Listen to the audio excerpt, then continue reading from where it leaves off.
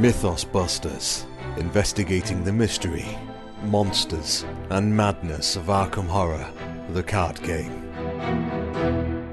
Hello, and welcome to episode 154 of Mythos Busters. I'm one of your hosts. I'm Sean, and joining me tonight is a vastly reduced crew. Tonight, so far, right now, it is just me and Ian. Hey, Ian. Hello. How are you? Oh, I'm good. I'm feeling I was gonna say the drum beat, the hooves. I don't know what metaphor I'm using for BusterCon rapidly approaching, but it doesn't feel real though. The whip orgy. Let's go with that. Just both pain and pleasure in equal measures. The sound of multiple soccer kicks, maybe. Oh no. Where are those soccer kicks going, Ian? Boots on leather if it's an old soccer ball. I'm going to get this out of the way early. Y'all, I arrived to you very punchy tonight, and I apologize in advance for some of the stupid things I'm going to say. But hopefully Scott will be joining us in due time. He was a little bit delayed, and Justin, because he is shouldering the Atlas share of the BusterCon logistics, he has decided that he needs a night off, and God bless, we need him to rest for us. He is the Sam Gamgee to our collective Frodo, I think it's safe to say. Ayn Rand needs to write a book called Justin Shrugged. That's all I'm saying. Anyway, so we've got a fun episode for you guys tonight. We're going to do our normal openers, and then we're going to hop back in and finally bring home the Scarlet Keys Investigator expansion camp. No, wait. Is it just Investigator expansion? I trip up on the new release format naming every time. Yep, okay. Investigator expansion. We're going to talk about Survivor cards. Yeah, and then I think that rounds out the expansion, no? Yeah, I believe so. Neutrals? There are no neutrals, right? Are there? Now you're making me question my reality. Okay. No, there are neutrals. Do we tag them on here? Is that what we do? Oh no, we miscounted the men, Liz. Now I gotta check how many there are. Sudden panic. Hyperphysical Shotcaster. Oh, that's least. Right. How could I forget? Yeah, Tool Bell. Well, let's see how we're doing at the end of these Survivor cards, and let's see if we can puke and rally. We'll do it live. As we always do. Mm-hmm. But, and then of course we'll round it out with some tentacle time. But before we get to any of that, let's do a quick check-in. Ian, what have you been playing lately, and why is it only the Innsmouth Conspiracy? Well, I did have grand plans to do some Innsmouth testing. Which is something I usually do leading up to Iron Man, doing a little bit of testing with whatever my Iron Man deck is against the campaign. But those plans fell through because life is busy. So the Arkham I've been playing is a very fun scenario called Building Decks. So I have not played any actual Arkham, but I have played the game within the game of prepping some decks for BusterCon. I have about 4 standalone decks that I've assembled, and I've actually physically assembled them because Someone's doing his homework early. I mean, yeah, that's just me. My particular neuroses is like if I'm going on any trip, I need to be prepared well in advance. Otherwise, the anxiety drives me crazy. So I'm like, I need to have these decks built now to make myself feel a little bit better. So yeah, that doesn't mean I won't make some last minute tweaks, but yeah. So I have 4 that I've planned and built. The first is Dirty Fighting Rita. So this is kind of building off, I can't even remember what the topic was, but all I remember is an episode where it was probably the Rogue review because there's a bunch of trick cards in there. But where we just kept saying, oh, this card would be good in Rita. And there were a few people in chat saying, mention Rita. Yes, that was true. That was the thing that happened. Yes, so that led me to build this deck, which, as you can tell by the title, features dirty fighting as a key part of it. And then some of that, like I have sweeping kick in there for a little guardian trick action, the rare guardian trick. The upgraded breaking and entering, because that's just great with Rita. Yeah, so it's just pretty much nothing too tricksy other than I think with some of these new cards, especially dirty fighting, like this particular Rita deck is gonna get some stuff done. And then my second deck is a extra action Tony. So this is a killer deck. Tony is what in Tony? I find in general Tony's kind of underrated killer. I don't know. I always hate throwing around the underrated word because then you get like 50 people saying, "What? I play him all the time and talk about him all the time." But there's always some marginalized group that you're going to run afoul of. Yes, I agree.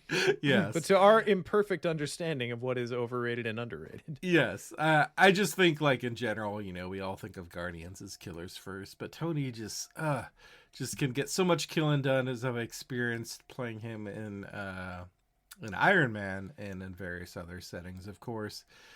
So dude, this... I was just watching. Sorry to interrupt. No, it's go for related. it. I promise. Yeah. I turned on our 2020 Farkham Con Iron Man playthrough, and I watched that first scenario again, and watched Tony just get absolutely savaged by the encounter deck in the Witching Hour. Just got bodied. It was so brutal. Oh yeah. Thankfully, the rest of that campaign was more kind to Tony. But yeah, this Tony build is built around extra actions, or free actions. So I am playing around with quick draw holster in this one. And then we have like the upgraded 41 Derringer, the upgraded Mouser. I got the Garrote Wire, my favorite Tony card.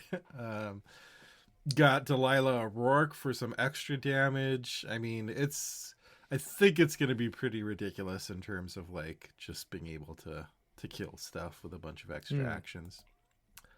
That brings me to deck number 3. Not too much to go into here. It's a Carson deck. I am just fond of the idea of bringing Carson to standalones in general, because in 4-player he just does a lot. I'm trying to think if there's anything particularly tricksy about that build. It's pretty similar to some of my other Carson decks. I do have I love how that's plural at this point. What, Carson decks? Yeah. Yeah. Like you've got more than one Carson I'm here to help decks. Yes. I love that. Yeah. I'm fond of the Carson. And then the final one, the other 3 came to me pretty quickly. It was hard to figure out my final deck.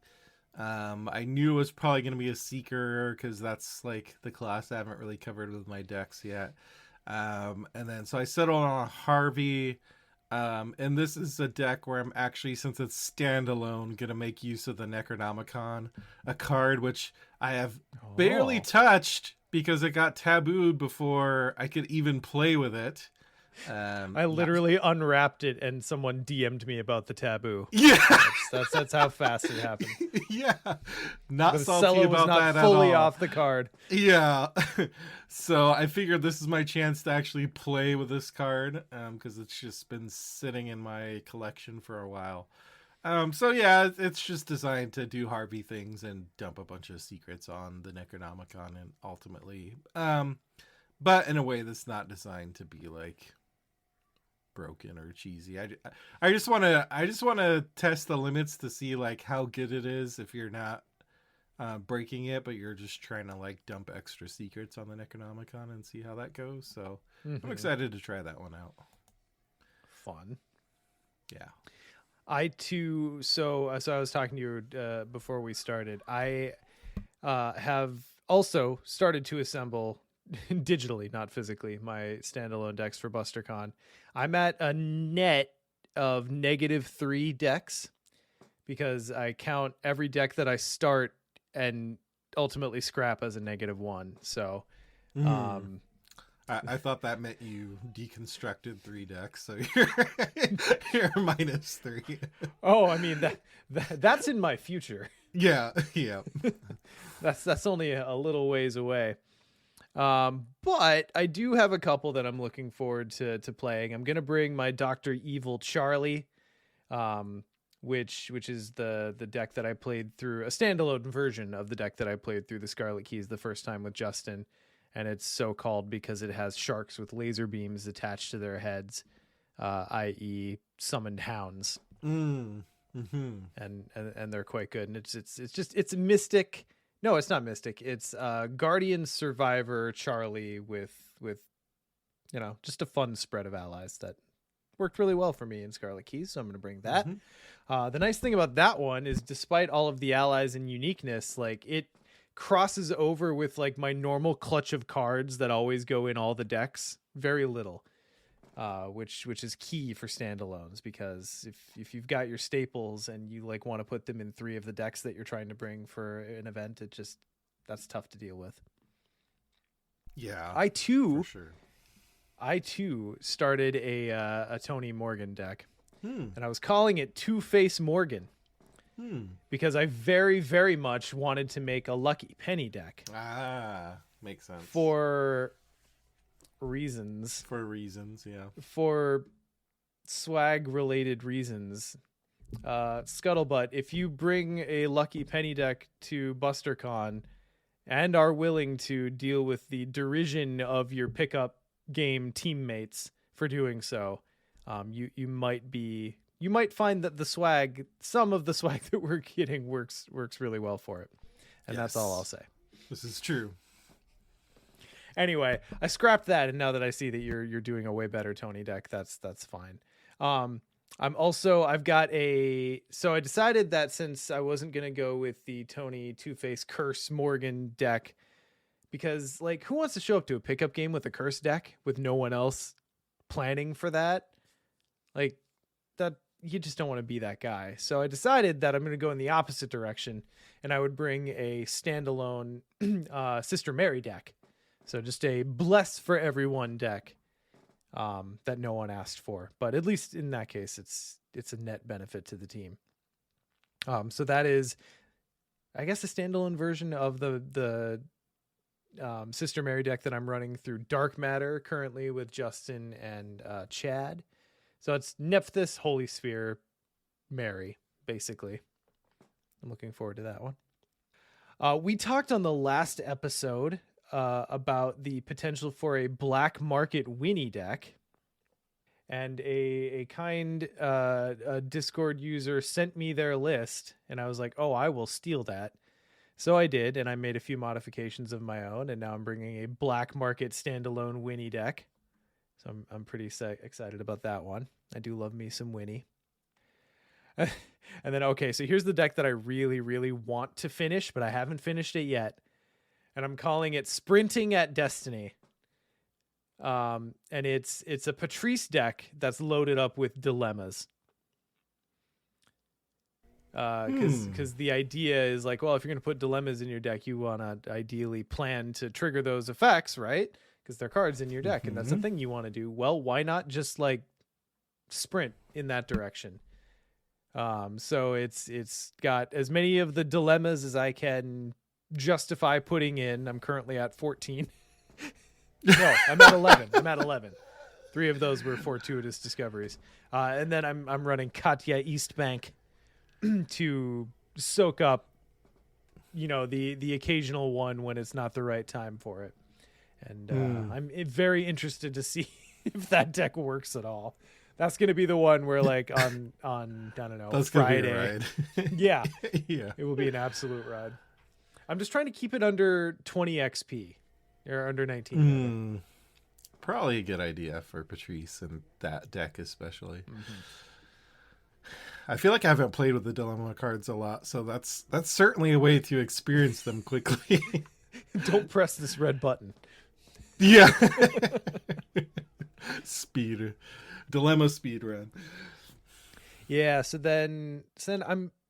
I got to bring a purple deck, but I'm between a few.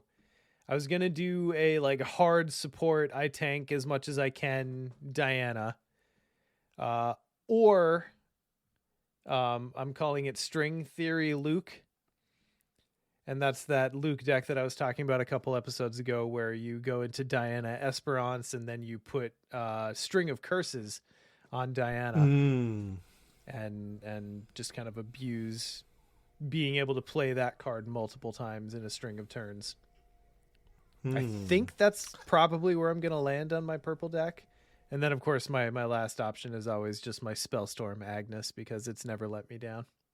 You should take that Luke one against if we play any standalone scenarios with cultists. And just demolish it. Oh, yeah. I'll save that for War of the Gods. Wait, do War of the Gods cultists ever get Doom, or do they just like blow up their own things? I think they all just blow up their own things.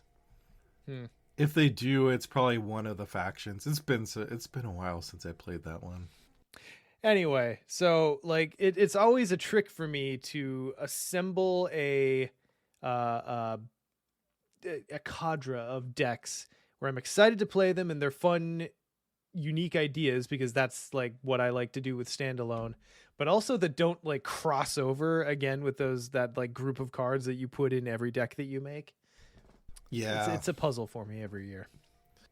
Yeah, I try to keep them fairly like non-overlapping. I do have one like the Tony and which other deck? Tony and one of my other decks. I think the Rita one are sharing like a few cards. But it's fine. I usually make notes to myself, but Sure. I think in general. But yeah, I feel like there's varying philosophies about standalone deck building, because I think sometimes people worry that they, particularly if they're coming in playing with strangers, that they're not going to pull their weight. But standalones are also the place to build jank decks because you got 3 other people to carry the weight while you jank. True, not where I was going, but that's a great point. I like that. But like there's some decks that you'll never build in campaign play because they just don't scale well, or like at level 0 the concept just does not work. Yeah, it doesn't work, and so you're never gonna be able to get the XP you need to construct it. Just lots of different reasons, but yeah, like a lot of like something like the Tony deck, yeah, I could do that in a campaign, or the Rita, but like the Harvey Necronomicon, probably never gonna run that through a campaign. So it's like standalones to me are a good chance to just try weird stuff. Exactly.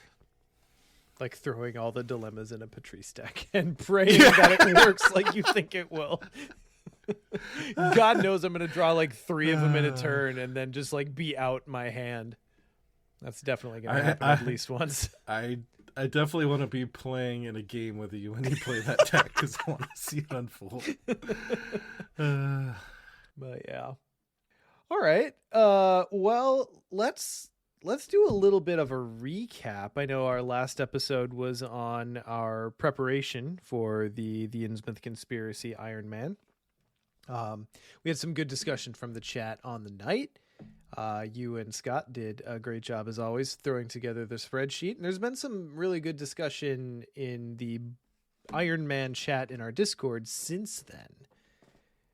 So is there anything in particular you want to append or amend? I think while you think, one thing that stuck out rather to me was that we've been saying it the whole time, but I feel like the chorus of other people saying it to us in their testing, that 12 hours, less than 12 hours, because that's, we're 10 to 10 at the game center. We might be able to get in a little bit early. We're hopefully finagling that, but who knows?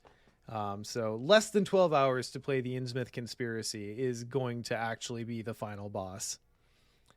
Because ideally, how you finish, you want to finish playing Iron Man. It's not going to feel good to have to scoop halfway through Lair of Dagon or into the Maelstrom.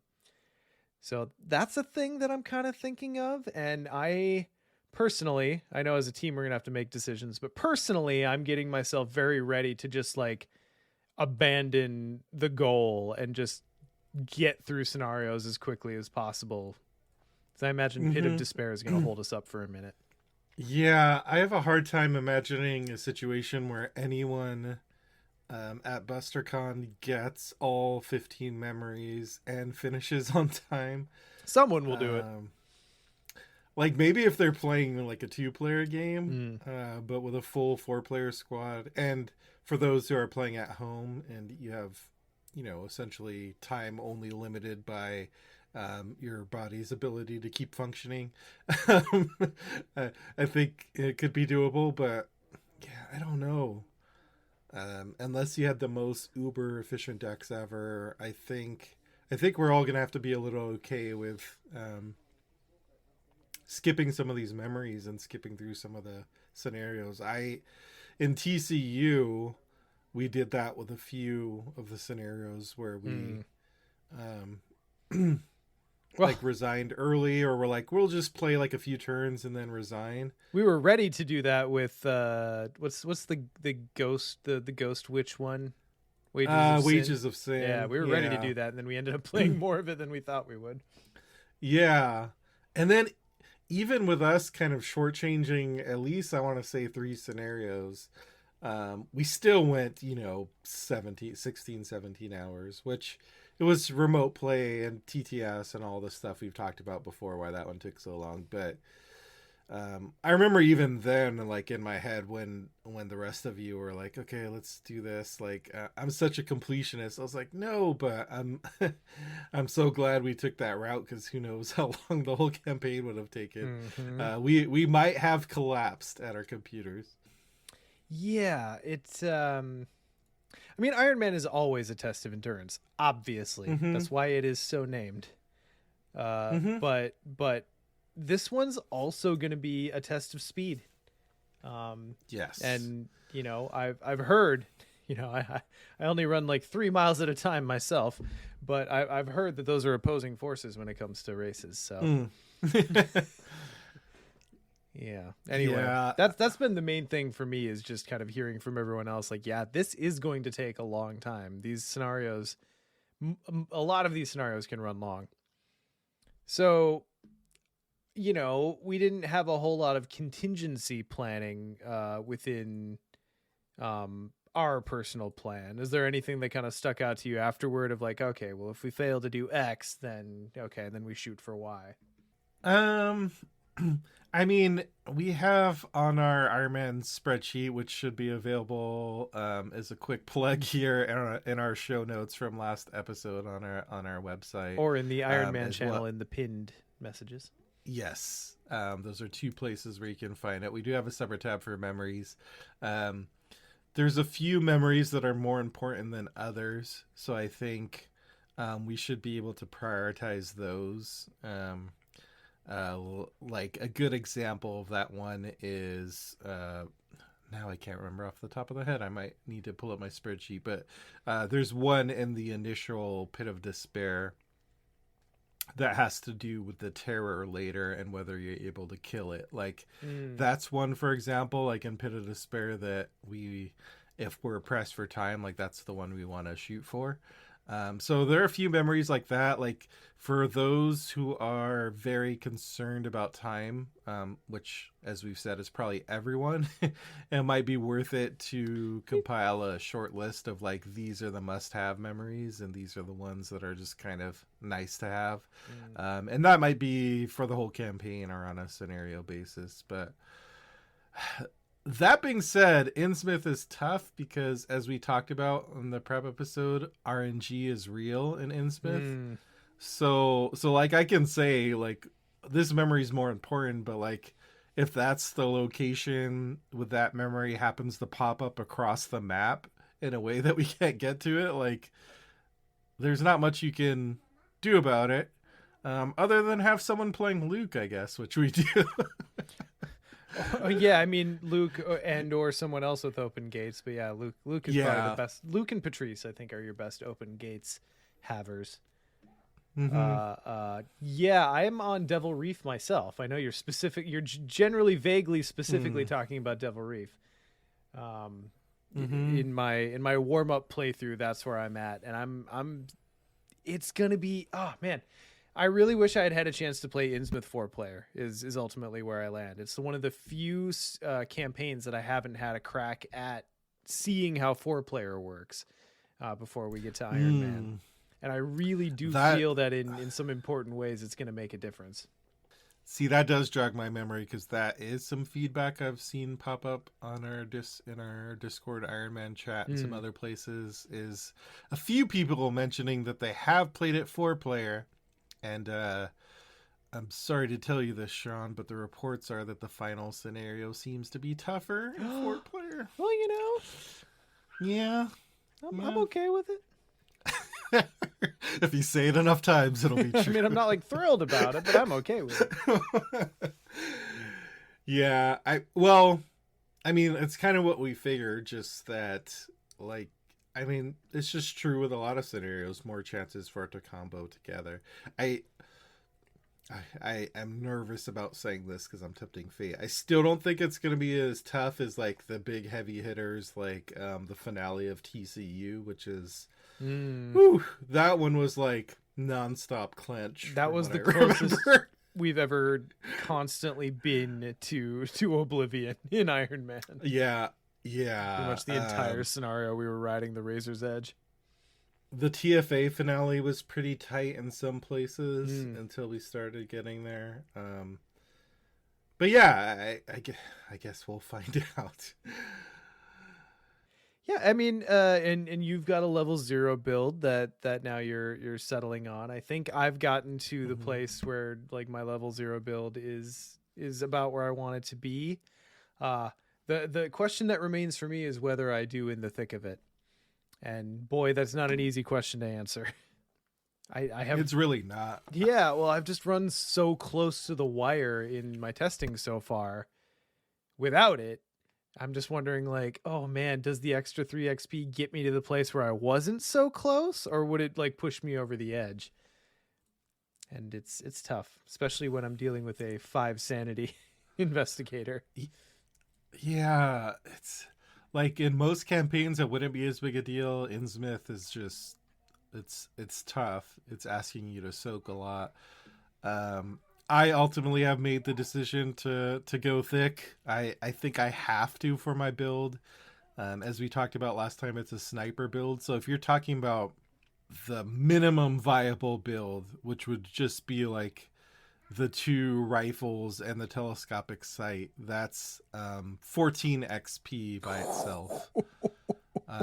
Yeah, and as we talked about, because of the weird way in which XP works in Innsmouth, you won't be seeing that shit until after Devil Reef. Yeah, until like more than halfway through the campaign, and that's just not acceptable. So yeah, after we recorded that episode, man, this will not stand. This aggression will not stand. Yeah, so after we recorded that episode, I pretty much knew that I had I need that 3 XP head start for that particular build. Yeah, and hope I don't regret it. Well, and you're playing Leo, so you'll in theory have the soak. That's a thing you should have. So yeah, here's hoping. Oh my, is that Scott? Hey, Scott. Welcome. It was at this moment that he knew. He fucked up. Hello, listeners. It's Scott. I joined the podcast late this evening because I was taking care of my children and finally got them to bed. In the rush to get on the air, I forgot to hit record. Now, luckily, my child started screaming, and I needed to go upstairs to, help her get to sleep. And I came back down, and I realized my fatal mistake. So you're missing out on a couple minutes of discussion with me, Sean, and Ian. I'll recap it quickly here, and then kind of patch in what I can. We talked about how my Luke deck is going to be totally boring now. Nothing crazy jank, just the barricade and open gate. And then we also discussed using adaptable in Leo and Trish for various cards like I'm Out of Here, Pocket Telescope, and Fine Clothes. Sorry about the mishap. I'd say it won't happen again, but guaranteed it's going to happen again in the life of this podcast. Thanks for listening. Enjoy the rest of the show. Yeah, I also have adaptable in my plans with Leo, so yeah, I'm starting out with I'm Out of Here because I'm prioritizing my own resigning over other things, but I may be persuaded Typical to rogue. make space for Telescope. Yeah. Now, Scott, You know how it goes. counterpoint, aren't you the best place for it? No, just me. Oh, Scott just left. Scott just left the chat. He was so insulted by my You've insinuation. stunned him into silence. All right, I'm gonna assume he did that. Oh no, he just went. Okay, he's having children interruptions, which we all understand. I will say, okay, look, between everyone and me, but not Scott, I'm gonna sell him on it because he's Luke. He's Luke. How is he not gonna be the one to take Pocket Telescope? He's connected to every location at the snap of his fingers. Right? Is that how Luke works? Let me look up the Dream Box. I must look now. Yeah. Gate box. Oh no, we need Dreamgate. There we go. That's what I need. Dreamgate is connected to each other revealed location. Okay. Oh, all right. yeah, because okay. Pocket Telescope, you have to look at unrevealed. Okay, everyone. I think we talked about this last time. I totally knew that, and I totally accounted Yeah. for that, and that's why Scott is equally a good spot for Pocket Telescope as everyone else. Mm-hmm. It's just a test. Is now I have to look at Pocket Telescope. Is the peak the fast action? Yes. Oh my god, it's so good. It's I a know. squiggly boy. I know. Yep. Yeah, someone's got to take it. I'd say like if more than one person took it, particularly on Devil Reef, we'd be okay for it. Yeah, So, for sure, and especially because often in Iron Man we do groups of two. It's just kind of how it plays out. So yeah, it's gonna be. I'm gonna drop two of you off on an island, and then I'm gonna take the third person off to the other island, and we're gonna split up for sure. Right? Do you think that's the best way to go? Yeah. Okay. yeah, always split the party. Yeah, because you gotta figure out where everything is before you like commit, right? I mean, the boat's only 2 locations away from every island, and you got Captain Silas at the helm. Yeah, Devil Reef especially. I think the best way to approach that scenario, we talked a little bit about it last time, is just like scout in the initial turns. Just find what the locations are and what the keys you need. And like as long as you can get clues and kill enemies in each group, yeah, what's the worst that could possibly happen? Yeah. All right, let's move on. Just a quick reminder to everyone, we do record live in our Discord, so if you haven't joined it already, please go join our Discord. We're Mythos Busters. We're searchable. We crossed 10K a while ago, right? Like we're a sizable community server for the game we support. Now I need to look. Members. Oh, 9,800. I thought we were a little bit closer, but 9,800. And we record, so come join us and chat live. It's really fun. And then on top of that, if you don't want to join live or can't join live, please feel free to call into our Mythos Busters hotline and leave us a message, a voicemail. If you agree with something we said, if we forgot something, if you disagree with something we said, or some combination of those, call that in at 203-493-6984. This week, we've got a message from one Reaverman. Hi, Mythos Busters. This is Reaverman on Discord, and after listening to the last episode on the Mystic cards, I was thinking about the Doom assets, the hands one, like the sickle, the dowsing rod. Haven't really found terribly much use for them. The dowsing rod has been useful in a few instances, but it's kind of just more on level in my mind with, slightly different sixth sense.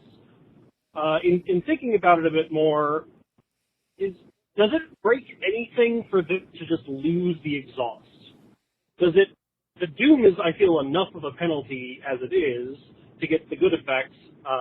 So does having the exhaust there really, or does removing the exhaust even really do anything to hurt the card? The only instance I can think that it might be a tad broken is in Dexter with his crazy asset swapping, but he can already do that with level 0 blood pack, so I don't see why this would be terribly much different. You would just get extra benefit out of it, like you would with the other cards. But I don't know, it feels to me on a first take that removing the exhaust would make them more usable, more flexible, better, but not broken. Love to hear your thoughts, see if I'm overlooking something. Thanks as always. Bye. So, I have many thoughts, but Ian, I'd love to hear what you think first. Ian, if you're talking, you're on mute. Hold, please. Technical difficulties. Oh, sure. Why don't you go first? Yeah. Okay. Yeah. Okay, so I talked about this a decent amount. I felt like I got a little bit up on my soapbox at the end of our Mystic reviews. I feel very much like Mystic cards have begun to be a little bit overtuned, overcorrected. I am not involved in any playtesting. I can only speculate. But they seem very much to me like cards that possibly started in a more powerful place, but then some mystic in front of the dev did some flashy mystic shit, and then the dev was like, "Well, no, not like that," and then the mystic stuff got the exhaust ability or something like that. I do really long for the days when mystic cards were like big splashy effect. And then, either like a guaranteed downside or the possibility of a bigger downside. Those were pretty fun days. I don't know. I have a really hard time with the Mystic hand slots that we got with Amina. I don't really think that any of them warrant, I guess, either the exhaust ability or the XP on the upgraded ones. The fact that those are all 4 XP just blows my mind.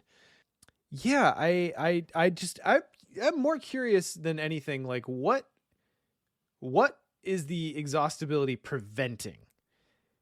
That's the question I ask, is because I thought Doom was inherently stacking up Doom was just a really big cost to begin with.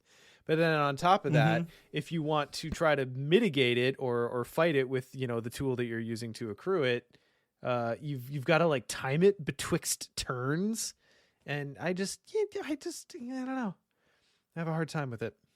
Yeah, I mean, going back to how you started, Sean, I agree that like when I'm thinking about Mystic cards, what's interesting to me about the class is that risk reward, but it's in a different way than Rogue. So like Rogue is like the gambling type of risk reward, whereas Mystic is like you're flirting with dark power, basically. Like at the core of it, that's kind of I'm taking dark power home with me tonight, my friend. Yes. But like, I mean, I think it's cool that we have gotten more variety in what Mystics do, but in some ways maybe straying a little bit too far from that initial idea, because I think that is what makes them distinct and different and cool, is like you're taking on this downside, whether it's Doom or something else. But the trade-off for that is you should be getting like high levels of power from it, and obviously has to be balanced in relation to the other classes, etc., etc. But Yeah, I do agree with you. I think there's the risk of like over tuning it, because maybe there's a fear that they could break something, but I almost feel like it's better just to lean into the power of it. Now you're talking like a mystic. Yeah, I mean that's the thing, right? Is like it's kind of supposed to be a big and flashy and scary at the same time. That's kind of the whole thing. Whereas, I feel like you're just like, I don't know, they feel a little nerf batty. And I think there's different ways to do it. Like, to me, Summoned Hound is a great example of like a mystic card that I really like in terms of like the flavor and what it does, because it's a different way of doing it other than Doom of like, here's something very powerful, but you might pay for it later. I think exploring more of that space could be cool. Yeah, Bonded was good for mystic cards. Yeah, like, because when Arkham Horror, the card game, first came out and I was looking at mystics, it immediately made me think of like, I think it's the Eldritch Horror spells. Like, you would cast them and then they have different backs and you don't know what the consequence is going to be. It kind of like something like Summon Hound kind of gives me that flavor. Sure. And it's a very mysticky flavor that I like. Or like going back to like Shriveling and Rite of Seeking are pretty foundational, right? Like Shriveling, you're going to take some damage back, or Rite of Seeking, like if you time this wrong, you're just done.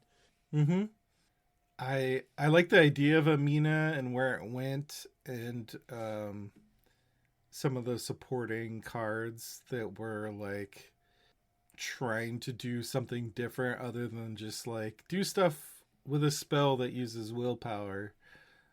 But at the same time, I do think it risks maybe either being underpowered or feeling too much like other classes. Yeah. I think for me, the thing with the Doom and the Amina stuff is, in order for it to work well, you kind of need a bunch of pieces. Like, you need, obviously you'd need like the sickle or whatever tool you're using, or the rod. But you also need that Doom mitigation tech. And if you don't have that, it's a lot harder to use those tools. And those tools are already like, with that exhaust, like, it's already stringent. And then on top of that, there's also the cost of the Doom. And it's just, it takes so much. And I've chatted with a few people on Discord, and a few people have been like, oh no, like, Amina's like super good, like bulldozing scenarios, and like, let me see the list, please. No one's giving me a deck list. Yeah. Give me the deck list, right? Like, I am open to that idea, but I have yet to see a list. I want to live in that future actively. Yeah. I want to like her. I mean, we've talked about it before. I think she was done a little bit dirty by the fact that she was released in the Scarlet Keys in particular, but yeah, I don't know. I hope that someday I find like a place for those Mystic Hand assets that we got in Scarlet Keys, because they're cool and I like the idea of them. But yeah, I don't know. I think they're overcosted and undertuned, and in either direction, a correction would be nice. Yeah. But then again, I'm also the person who's like, like, I don't want to see the taboo list like constantly used to recorrect cards. So I don't know. Right. I'm all over the place. There's no pleasing me really. I think I'm more on Ian's, on your spectrum, where I'd rather they risk, especially with higher XP cards, risk making them a little too good. Like, that's where I want. I don't want cards that are like undertuned because something weird happened in playtesting, or I don't know, like what the whole story is. Right, but... exactly. Like, I don't know. That's my personal theory. That's my personal theory. I have no corroboration, much as it might seem. Yeah, I guess I would always, especially with Mystic and Rogue, all other classes, like, okay, a little forbearance, I get it, but with Mystic and Rogue, lean in the direction of making the player feel splashy and powerful, rather than making them feel balanced, in my opinion, because those are the classes where we gravitate to when we want that sort of thing. Mm-hmm. Anyway, I just want Can confirm. some Mystic cards with like really good upsides. That's what I want. Hey man, you have the hammer, okay? Yeah, but the hammer got tabooed. Can we just have a nice thing? I'm pretty sure. I don't know. I've been begging, but we'll see. I'm pretty sure Power Word's going to get a taboo. You know, like, again, I think Power Word is just fine the way it is. I Like, agree. it's just at 10 XP, so, it too. should be big and splashy. But here's the thing, Scott. Here's what I've learned is that when something feels big and splashy and high XP, that's when someone's like, no, Mystic can't have that. And then it gets tabooed. So I guess we'll see. Even at 0 XP. Oh, Mystic can't have that either. Oh, no. Bye, Renfield. Yeah. Yeah. I'm sorry, what? I recognize no such change to Renfield. Yeah. Mm-hmm. I hope he comes off the list pretty soon. Yeah, that's one I disagree with. I mean, yeah, me too. Again, like, I want to see what happened to Precipitate It. I want to see what degenerate deck was like rolling in like 18 resources per turn from Renfield that necessitated that taboo. But I don't know. I think that's asking for a little bit too intimate a peek behind the curtain. So Yeah. we'll just have to make do. And who knows, like the cards that enabled that also may have changed, and like it might be meaningless at That's this point. true. I never thought about that. Like maybe the whole combo got like changed or this hypothetical combo got changed piecemeal and now resembles nothing of its former self to, we wouldn't even be able to see it. Yeah. It's possible. Mm-hmm.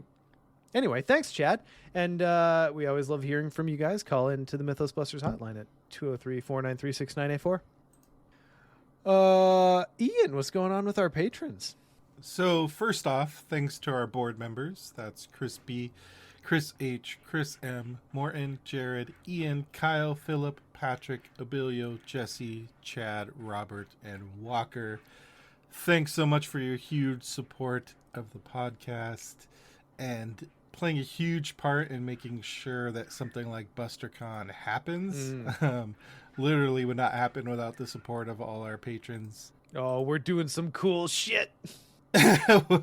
We are indeed. I'm so stoked for everyone to be at BusterCon, obviously, but also to see some of the swag we have prepared and worked on over the past year, in some cases even longer.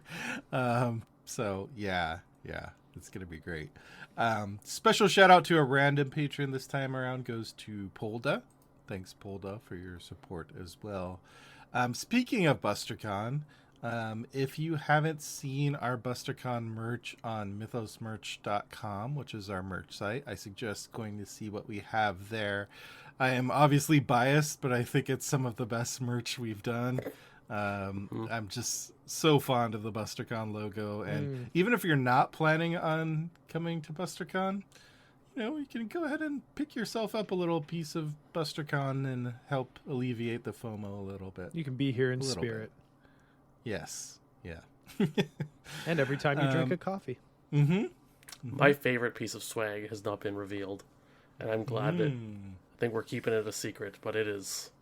Oh, we teased pretty hard before you got on, but yeah, it's ultimately a secret. Yeah. Okay. Good. My favorite part. I always love swag that is practical to the game. That's like a showpiece, but also like the Explorer deck topper. Oh man, I was really proud of that Functional. Yeah. Swarm cards. What I also love is that just because of the nature of how we work as a group, is that every bit of swag was kind of like headed by one of us in particular. We all had a hand, we all had, veto power and input on everything, but every bit of the swag that you're getting was kind of like championed by one of us in particular. So it's like you're getting a little grab bag of love from the Mythos Busters. Grab bag of love, yeah. A grab bag of love. Grab bag of... Gonna go ahead and write that down for next musical episode. We do have a new job title to give out to round us out here. Mark St. Pierre will be taking on the important role of Island Chapel Buoyancy Analyst. Got to make sure that floats the appropriate amount. Yes. I like my island chapels to be buoyant. It's very important. Because you never know whether, Carcos is above or below. Yeah. Well, thank you, Mark. All right. Well, of course, we have our little news segment here, but it's all BusterCon, and I assume at this point you're either coming or you're not. If you haven't yet decided, now's a great time.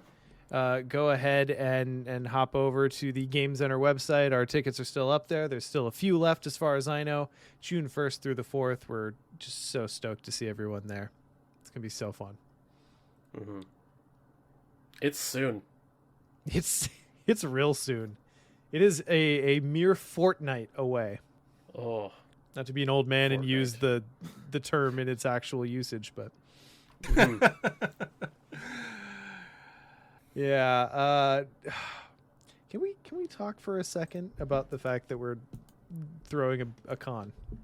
I know we all we do is we talk about it lately, but it's about to happen, and I don't know.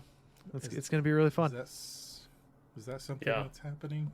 Get to play just a ton of Arkham, and like we've really kind of queued this up so that it's really going to be just a slew of multiplayer games for everyone to participate in, and I'm pretty sure every standalone is going to be represented there, except for I think we didn't plan anything for Egypt, Rougarou or Barkham. Oh, no Carnival either. Or Hotel. All the massive one. All the there we go. The multi-table games will be there. All the ones that benefit from a larger group. We're here for you. Yes. Yeah. And then a couple of our own special flavors. Scott, I have to admit I haven't been paying close attention. What did we learn from the last time we ran the standalone horror in high gear? That it was too easy. And what did we do as a result? Basically, I have to finish up typing it out, but it's going to act kind of like depths, where as you go on, you're going to be drawing more and more encounter cards. So, because the issue was like you could get, 4 or 5 locations in front of the baddies and stuff, and just maintain. You had time to heal. You had time to put out whatever you needed, and then it was just like literally just drawing cards, dealing with treacheries, and then that was that. So now it is a bit more aggressive. So love that. Is Luke and Barricade allowed? Yeah, by all means. Okay. Because I fixed that with the original one, where once in a while the last location would leave and you move everything forward. Oh, okay. Like regardless of Barricade. Good. So excited. Yeah. Mm-hmm. And I'm actually following my own opinion here. Talking back to Mystic cards, where I'm like, maybe just make them, lean them maybe a bit too powerful. I think now I'm leaning it might be a bit too difficult. Well, so, yeah, the pendulum swings, and eventually we'll find the place, and it'll be good. Mm-hmm. The one I'm excited for is for people to try our new custom scenario. Yes, because it's in a pretty good spot. It's not finished, but I'm really looking forward to getting some feedback. We're gonna get a ton of feedback, I hope. Well, it's gonna get to see. Sorry, a bunch of eyes are gonna get to see it, and I'm hoping that results in some positive or some good, useful, constructive feedback. So that way we can release it to the masses, because it's a cool scenario. Mm-hmm. So yeah. All right. Well, I think that's probably enough preamble. Guys, let's move on to the main Tupac for this evening. Let's do some Survivor cards. Best cards in the box. Well, Scott, we're at a crossroads. You want to start us off? Yes. I have Pocket Multi-Tool as the first card. Oh, I have these arranged by alphabet, not by card number. Carry on. Yeah. All right. Well, let me just zoom past that crossroads. That was a good intro, though. I tried. Okay, so Pocket Multi-Tool, one of the customizable cards. It is a level whatever you want.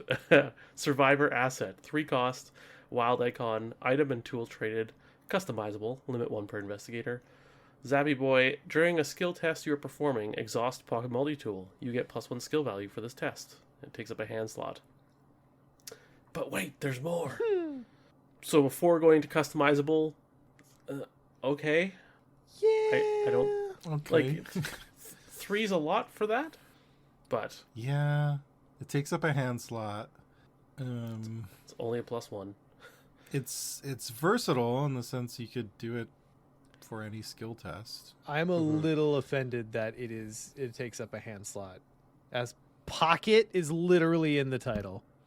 Yeah, it should attach to clothing. Yeah. Or you could attach it to clothing and then it loses the hand slot. There you go. I'm okay with Because you that. put it in your pocket. I'm okay with that. Yeah. All right, customizations. 1 XP for detachable. Other investigators at your location may use the ability on Pocket Multi-Tool. 1 XP for pry bar. You get 1 additional skill value if this is during a skill test on a treachery. For 2 XP, you get sharpened knife. You get an additional +1 skill value if this is during an attack. Signal mirror for 2 XP. You get 1 additional skill value if this is during an evasion. Magnifying glass for 2. You get an additional +1 skill value if this is during an investigation. 3 XP for lucky charm after you fail a skill test. Ready pocket multi-tool. And 4 XP spring loaded. Pocket multi-tool's ability is now a reaction ability with the trigger. When you would fail a skill test you're performing, exhaust pocket multi-tool. One thing I'll say about this one is I like it, but it takes a lot of XP to get to where I want it to be. That was my first thought, is just like a lot of these 2s feel like they should be a 1. I feel like just about everything on this list should be knocked down an experience point, because like, let's not forget this is a survivor card. Are you really at this point in the game gonna pour like 8 XP into a single survivor card, or I guess a pair? I mean, survivors aren't using their XP any other way, so yes. I guess. They're one of the few that can afford it, but yeah. If I'm being honest, this one has not excited me enough to try it yet. I think it suffers from the problem that a lot of kind of I mean, this is literally like a Swiss Army knife card where it's designed to just like handle any situation. But in my experience, those tend to be overshadowed in players' minds, including my own, by cards that are just like custom built for a particular That just task. do a thing. They just do a thing, but do it really well, and they're specialized, but you kind of know what you're buying into. So it may be that if you like put XP into this, it's like amazing, but I'm not sure if I'll ever find out unless I like do a standalone build and just do like a super pocket multi-tool and just try it out or something. For me, like, there's a couple things. One is I want the spring-loaded part, which basically makes it like lucky on a stick, right? Like that. That's where it starts to shine. Yep. But you do have to pick which things you're doing, and so I'm usually attack and investigator, depending on which investigator I'm taking. And then suddenly you're 8 XP in. Yeah, well, that's the thing, right? Like 8 XP, or I could find a way to go to 10, but then on the front of the card it says limit 1 per investigator. So it's not like other customizable cards where you essentially get to use both cards. Like, you are upgrading essentially 1 card, and that stings to me. Yeah. Because like, you can't have 2 out, That's... Like, whereas like you look at Power Word, you get 3 copies out at the same time or something. So yeah, I didn't even think about that, Scott, but that's like we were talking about overtuning a little bit. Like that feels a little overtuned to me. Like, is it really that earth-shattering if you had 2 of these out? Like, both your hand slots are filled. Like, yes, you can boost a lot of skill tests, but it exhausts. I mean, like, yeah, it exhausts. Your hand slots are full, so you don't have room for anything that's actually gonna do like compression type actions. Yeah, I mean, we keep running over it. The hand slot is honestly what offends me most. Like, it's doing a cool thing, and I do like the idea of it. I mean, 4 XP to get the reactive text is a lot. I agree that you have to sink a lot of XP into this to like get it to a place where it feels good, and then it's 3 cost, 1 per investigator, hand slot. Like, I don't know. There's a fair few reasons why I've not taken this yet, and those are them. Mm-hmm. Tool belt is in this box, but That's true. yeah. Now that I'm taking a closer look, I do kind of like the pry bar ability for a skill test on a treachery. Because usually we think of treacheries as testing will, but it might be agility, it might be intellect, in some very rare cases it might be combat. And it's always a thing you want to pass. Yeah, and so you're getting +2 skill value, so you're essentially getting like a free unexpected courage, let's say, in every Mythos phase, if you think about it that way. It's not so bad. I'm not like in love with the fact that Lucky Charm, the whole thing that like readies this and gives you multiple uses, is when you fail. And I get that Survivor's thing, and I understand that's exactly why that does that, but Yeah. Going to my comment of limit 1 per investigator, Discarpack, I think is how you say that name, in chat brings up a good point. You can really only have 1 runic axe in play, usually, unless you do bandolier. But I mean, so yeah. okay, but runic right, axe but- is doing something though. Yeah. not that's to the put thing, too right? big a Like, point on it, but yeah, I think because this is so, like, it's competent at many things, master of none, or whatever it is. Like, yeah. and runic the axe part. only costs you 1 more resource than this card. Like, why is this not either fast or like 1 or 2 cost? Yeah. Yeah, there's like just a couple tweaks would get this into the realm of playable, but it definitely seems overtuned to me. Yeah. I don't know. Maybe is like Lucky Charm in man, I'm just trying to figure out where I would actually want to give up the hand slot for this. Your point seems really makeshift. It sure does. Much like this trap, Makeshift Trap is a customizable survivor event. It is 1 cost. It uses 2 time. If Makeshift Trapped has no time, discard it. Attached to your location, each non-elite enemy at attached location gets -1 fight and -1 evade.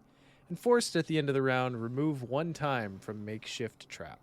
So, level 0, it's just a global debuff at this location for 2 turns for enemies. Yeah, I'm not looking at it for that. Yep. I'm looking at it for all the other things. Now, that said, we are going to see a bunch of cards in this box, this very box, that care very much whether you can get an enemy's fight or evade to 0. True. So, Yeah. while I think we're all speaking from a general purpose deck in our immediately prior comments, I do think that this has a little bit more space to exist in those types of decks where you are trying to get down to 0. For sure. That being said, customizations. 1 pip is improved timer. When you play Makeshift Trap, you may increase or decrease its uses by 1, so you can make it last longer, or you can shorten the fuse. Tripwire. Only trigger Makeshift Trap's forced ability, the one that removes the time, if there are 1 or more enemies at this attached location. So basically waits for enemies to show up. That's kind of cool. 2 pips gets you simple. Makeshift Trap. I keep calling it Trapped like the band. Or Headstrong. Makeshift Trap gains fast and play during any Squiggly Boy window. 2 gets you poisonous. When you remove 1 or more time from Makeshift Trap, deal 1 damage to an enemy at attached location. 2 pips gets you remote configuration. When you play Makeshift Trap, you may attach it to a revealed connecting location. Mini Luke. Yeah, Mini Luke. And then the next 2, which are the best 2, they're my favorites. 3 gets you net. Non-elite enemies at attached location cannot move nor make attacks of opportunity. And then 4 gets you explosive device. When Makeshift Trap has no time and is discarded, deal 3 damage to each enemy and investigator at attached location. Can I tell you my favorite 10 XP combination of this? Please. I'm running this in my Silas deck, so hit me. So, explosive device. You're correct. Because, yes. Then also net. You're also correct. So they can't leave. Remote configuration. Sure. So you can play it away from you and you don't have to be where the enemies are to play it. And then improved timer. Yep. So you can let it sit there for 3 turns and just, you somehow funnel enemies in there and then just leave and they explode. So It's great. Or like I ran the. like if you need the improved timer to reduce your time and like there's an elite enemy moving its way through and you need to time it properly, like you have that flexibility. It's great. Yeah, I ran this in my Windy Trap deck that I used for Return to Dunwich and Iron Man that we did at Arkham Knights, and the tripwire was pretty useful so that I could put down the trap when I have time, which might not necessarily be when enemies are around. And so you can just kind of make sure that the timer's only, or the effects are only taking place when you really need them to. yeah, this is a fun card. Yeah. And good. Yeah. And in multiplayer, like even like obviously net plus explosive device equals a hell of a lot of fun. That's obvious. Yes. But even if you just take net, for instance, if I end up taking in the thick of it, net is where my experience is going. Yeah. Because in this campaign, just being able to stop the enemies up for a couple turns, or like in multiplayer, say you didn't draw an enemy this turn, but the 2 other investigators at your location did. Suddenly, you can just throw net down for them, and then they get to just move away consequence free. Yeah. And that's pretty fun. I love moving without consequence. It's great. It's funny because I mean customizable cards are great for several reasons, but one is the way they can like expand the card pool so much in one card, because like the idea of trap decks is something that's been around for a while, and we have had several cards in that realm.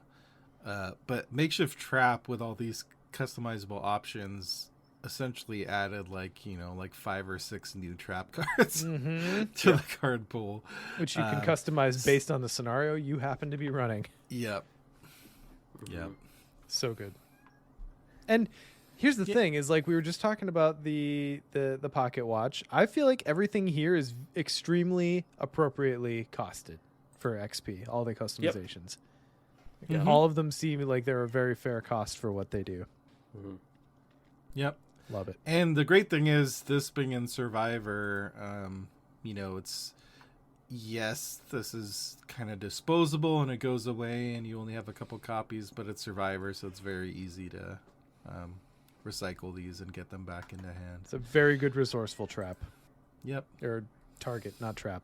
I mean, it is a trap, but it's also a resourceful target. Yeah. All right, Ian, let's move on to the last of the customizables. Yeah, we got 3. Grizzled. Grizzled is a Survivor's skill. It has a wild icon. It is, and the innate and developed traits. It is customizable. When you purchase Grizzled, choose and record 2 traits on its upgrade sheet. If this is a skill test on or against an encounter card, including fighting, evading, or parlaying, Grizzled gains 2 wild icons for each of the chosen traits that encounter card possesses. So at level 0, you get to choose and record 2 traits, and you get this kind of extra wild icons. You get 3 wild icons total if you have one of the traits. If it has both of the traits, then it's pretty bonkers at that point. You're off to the races. Yeah. I feel like I have memories of us talking about this one before, because I remember us discussing like what are the best traits for this, but it's probably worth talking about again. Yeah, we've talked about it a bit. Level 0 is actually not too bad because you get 2 traits out of the gate. And if you pick 2 good traits for your scenario or your campaign, like this becomes like I run Take the Initiative in lots of decks. And this is way more flexible than that. Yeah. So in Innsmouth, I'm taking Grizzled in my Silas deck. and I don't plan on putting a ton of XP into it. But out of the gate, I'm taking Humanoid and Terror, and oddly enough, I feel like those are actually pretty good traits for most campaigns. Obviously, Monsters up there too. Well, my favorite part of this card is someone has done the work, and I just put the link in chat. But if you go on ArkhamDB, the first review below the card has a link to this website, and it's the Miskatonic Malcontents blog, and they did this huge analysis of all the traits per campaign. So, Oh wow! You can go and look and see how many traits, like even in different scenarios, like at what point do monsters start showing up? Like when should I get Hex? Like all that for the traits. So you don't have to guess. You can just go look to see what's statistically the best choice. And that is why the Arkham community is amazing. And like they even have a graph where it's like if you choose 2 or /3/4 traits for enemies, what percentage of enemies do you account for?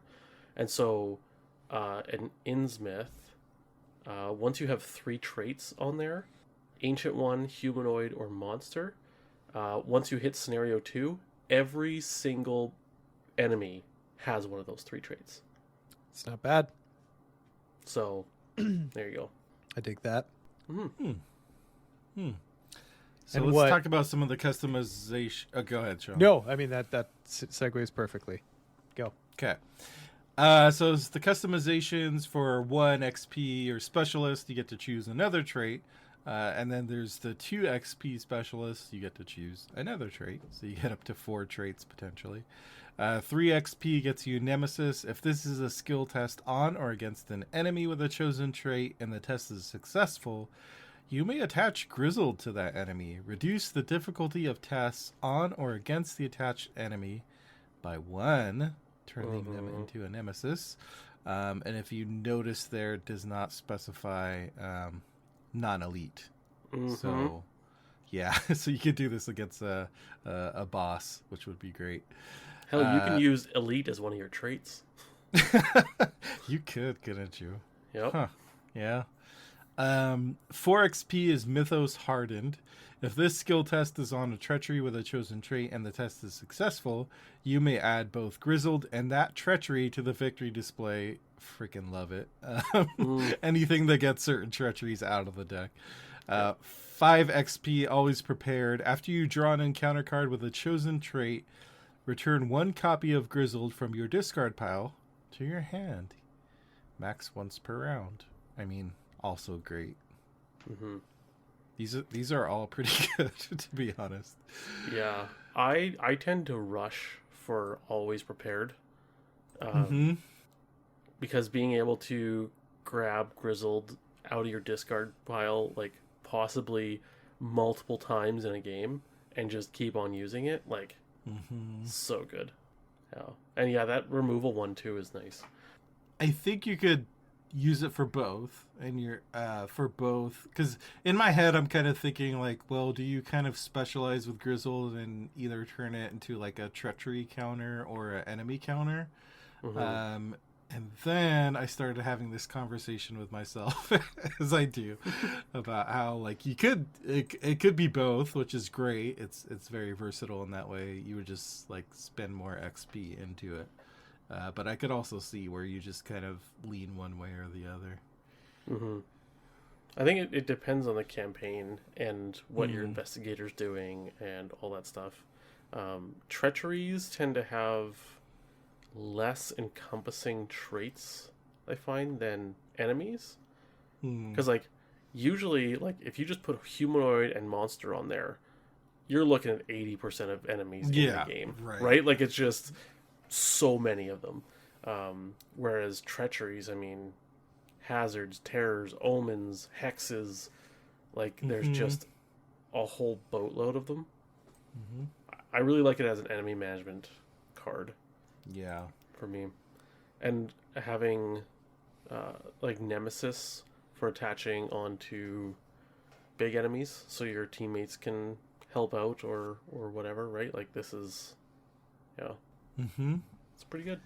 And I also really like how you can tailor it to your investigator and your campaign. Like, if I'm taking Monterey Jack, who can't take this card, so it's a terrible example.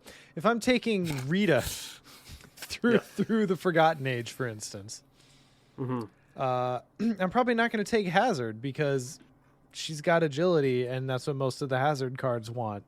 Like, I'm going to look at something else, and I don't know. You can really use this to shore up whatever your specific weakness is, or whatever like treachery or set of treacheries you're particularly worried about in a specific campaign. You can tech. You got 2 traits out of the gate, only 1 XP for another one. You get 3 XP into this card gets you 4 traits to do this. Yeah. And yeah, like I'm looking at all these graphs and stuff and like scrolling through, especially if you're using this in an enemy management investigator. Like if you get all 4 traits, you have covered every single enemy in almost every campaign. Yeah. Like it's just like humanoid monster creature elite is like seems to be the big one. Sure. The big smorgasbord. Treacheries are a little bit harder. The graphs don't look like you can really tech that out, but yeah, that I feel like is way more contextual than the enemy stuff. Like Terror, for instance, is what I'm going with for Innsmouth, because like straight away in that opening scenario, I used to know the name of the encounter set just the other day. But it's the one that's got like macabre memento and yes. you know, it's like the little ripple symbol. I don't know, whatever that encounter set is. Like that's specifically terror cards that kind of frightened me at the beginning of the campaign. This is what that's for. Yeah. Hexes would be really good in TCU. Yeah. Oh yeah. Yeah. I mean, that Mythos Harden catches my eye with being able to take a treachery out. Like, I mean, even if it's just geared towards a certain treachery that you want to like make sure it doesn't keep showing up in 4-player, it might be worth it. I was about to say, what would you do to take an Ancient Evils out of the deck? But we don't get the benefit of a skill test on Ancient Evils, do we? Yeah, no skill test, sadly.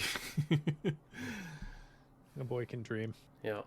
Also fun in Silas, because always prepared. If you get a copy back to your hand, that's pretty solid for 5 XP. But Silas can like play around with this with his own ability, and then potentially pull it out of the discard pile with his Elder Sign. I'm very much looking forward to it. Yeah. Not to idolize this next one, Scott, but why don't you read it for us? All right. It's the Idol of Xanatos, I'm guessing? Yep. Okay. 3-cost asset.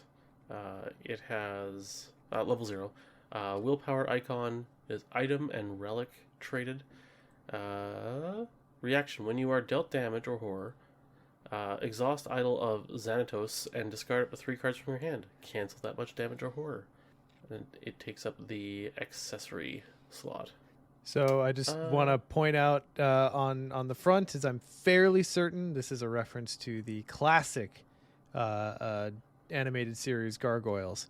Xanatos was the antagonist of at least the first part of that series. And this relic itself, if you look at the art, appears to be like a gargoyle head. So I'm assuming... Did he also discard cards? Or not so much. Oh, okay. Like he did the like mecha... He had the Mecha Godzilla arc where he made his own like robot gargoyles suit that he wore and then fought against the real gargoyles. It was a whole thing. Gotcha. But also from the art, I feel like it's important to discern who potentially this card is meant for, and I think it might be Patrice. Oh, this is a Patrice card. That's her dress, right? Maybe? Yeah. Yeah, this is such a Patrice card. I don't really like it in anyone else. Maybe Calvin. Silo brings up Calvin.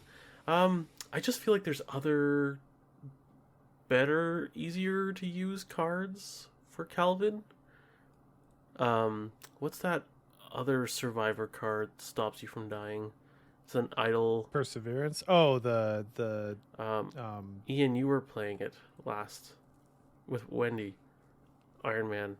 And, like, you can play on Talisman other of Protection. players. The talisman, yeah. That's the one. Yeah, I have that in my Silas deck. Like, I just feel like that's easier, I think. It's easier. It's fast. It's flexible. Yeah. Where I like this is to play around with this like it's been a while since I've played Wendy, but like I used to play with Wendy's ability to discard a card, see a new token. Sometimes you're doing that just to get a specific survivor card in your discard pile. True. And yeah. like the actual canceling of the damage and the horror is actually like the nice like side benefit. Yeah, like if you're running the suite of cards, the improvised cards. improvised, yeah. Or Yeah. what's the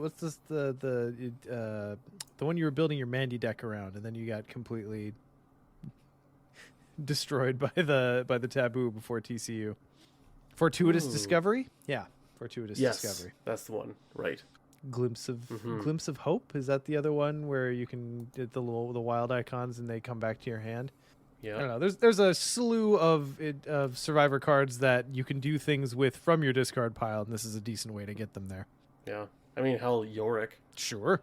Yeah, just immortal Yorick. Yeah. Oh boy. And then you know what? Honestly, like if push came to shove, Grizzled, if you have the pop back to hand ability. on Sure. it.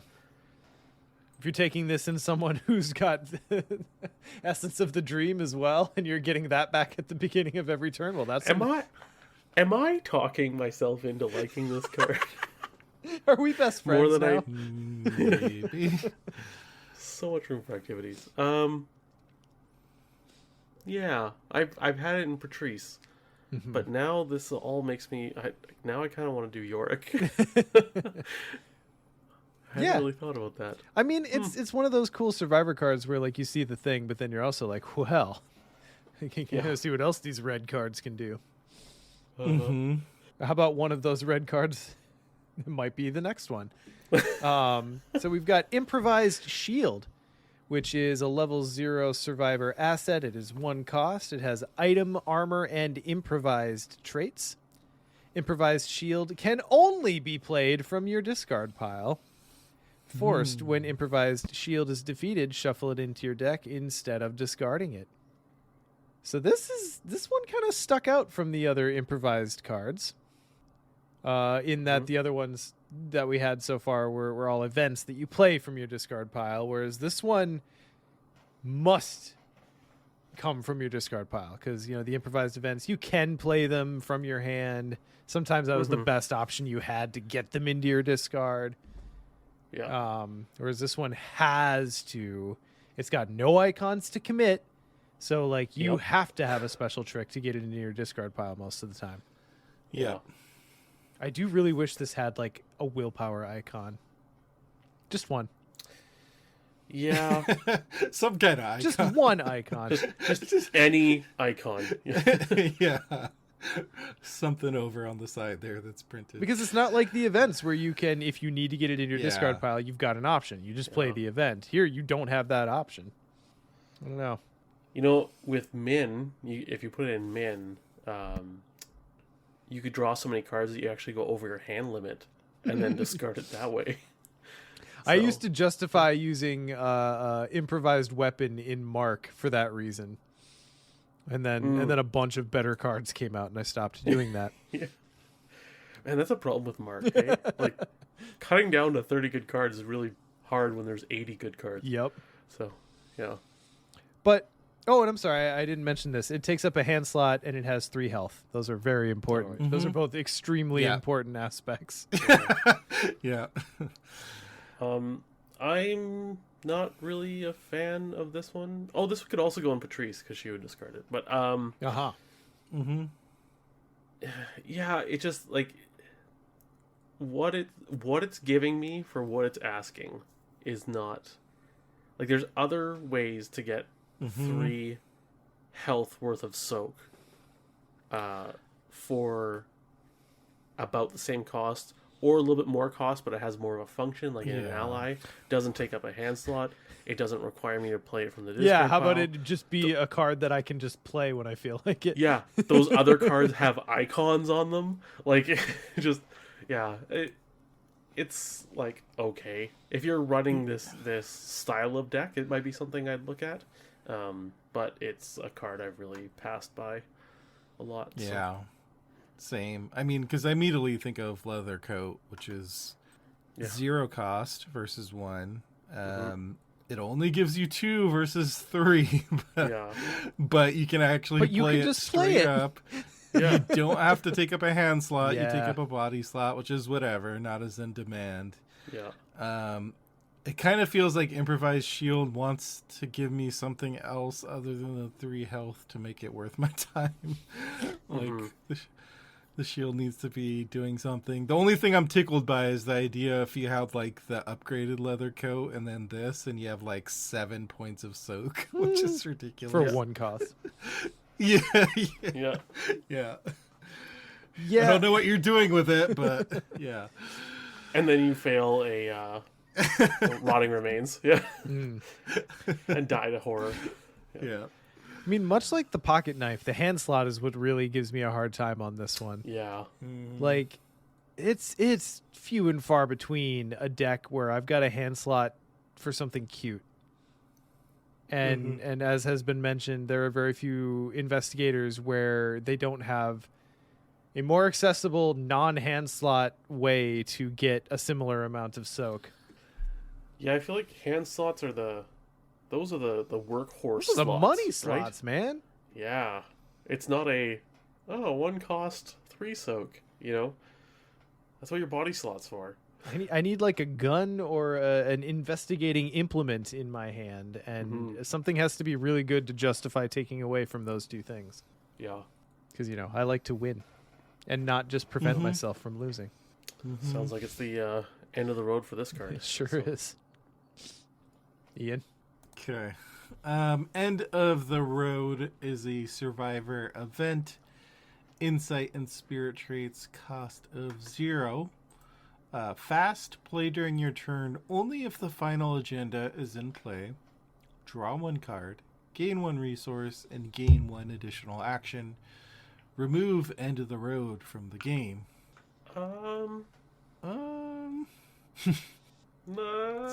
It's a weird one. It's a weird one. It's kind of giving prophesy, right?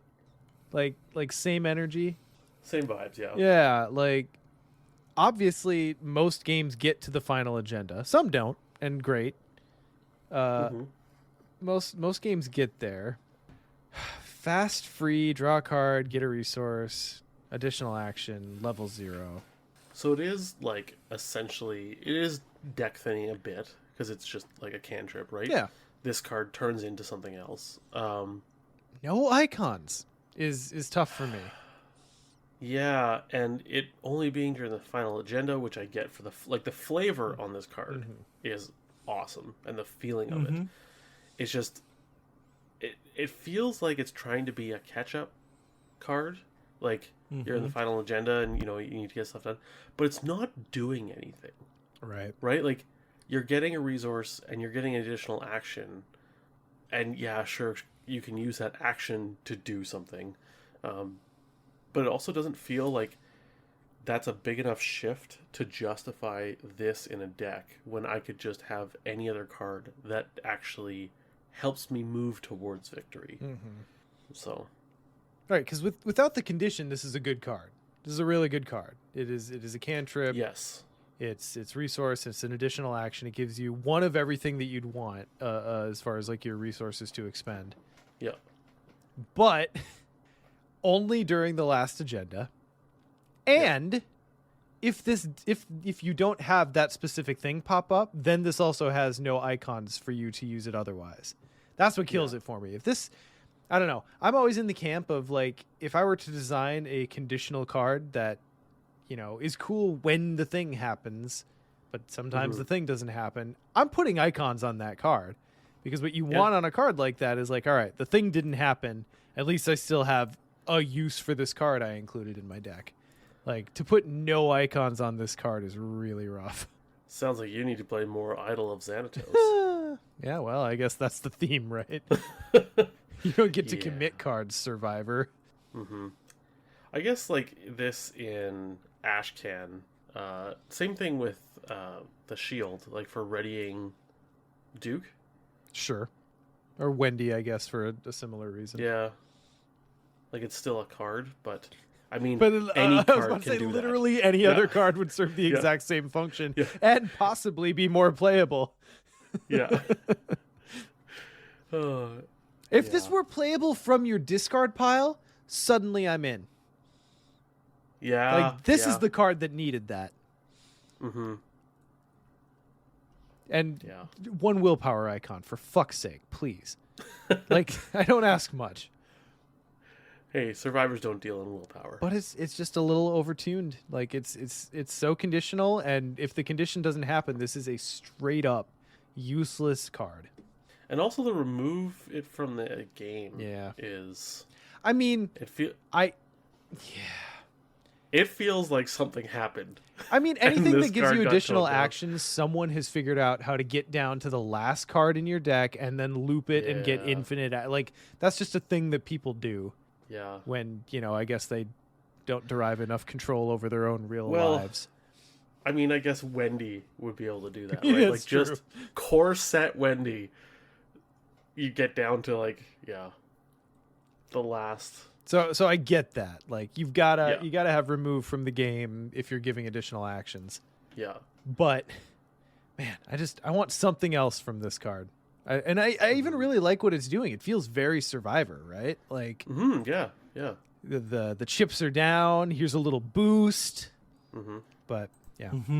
Anyway, I just don't like the idea of a card that's built around a certain time period of the game that's not the opening. Like, sure. there's lots of cards that are designed to get you started quickly, like your Ever Vigilance, even like a Quiche.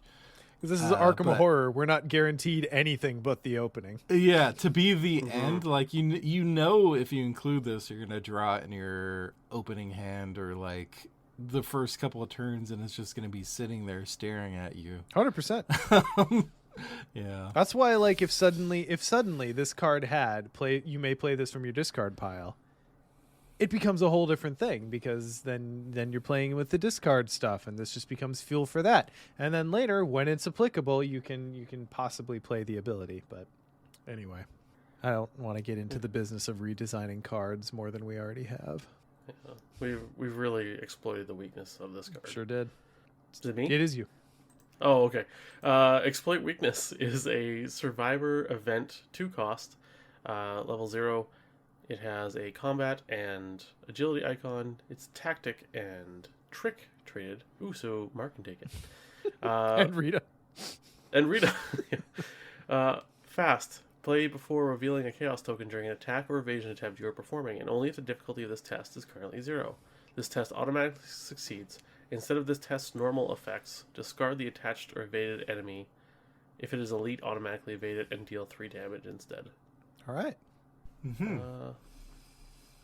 Really good, right? Yes, if you can get the difficulty down to 0. Yeah. Like, if you're building this deck, this is a very cool card for that. yeah, Absolutely. It's a combo card for sure. Yeah. Ooh, hey, look at this. The top review has a nice, neat little list of all the things that reduce reduce the numbers. So we've got Bolas, anatomical diagrams, map the area, both expose weakness, momentum, stealth, makeshift trapped as we covered. I said trapped again. Why is that T showing up? I didn't invite it. Big Trapped fans. Wow. Yeah. Grizzled. Get strong. Get too strong. Who's going Take on home anyone. tonight? All right. So anyway, then Grizzled, the improvised weapon, impromptu barrier, Gumption, which we'll get to, Quick Learner. Really? Quick Learner? Oh yeah, because that doesn't do your skill value. That does the difficulty of the test. Smart. Yeah. That's the Smart. difficulty. Love that. Yep. I didn't Yep. even think about that one. Level 3 flashlight. And then the last one, Ruth Westmacott, which if you had asked me to study this for 1,000,000 years, I never would have thought to add her to the to the list, but absolutely she belongs there.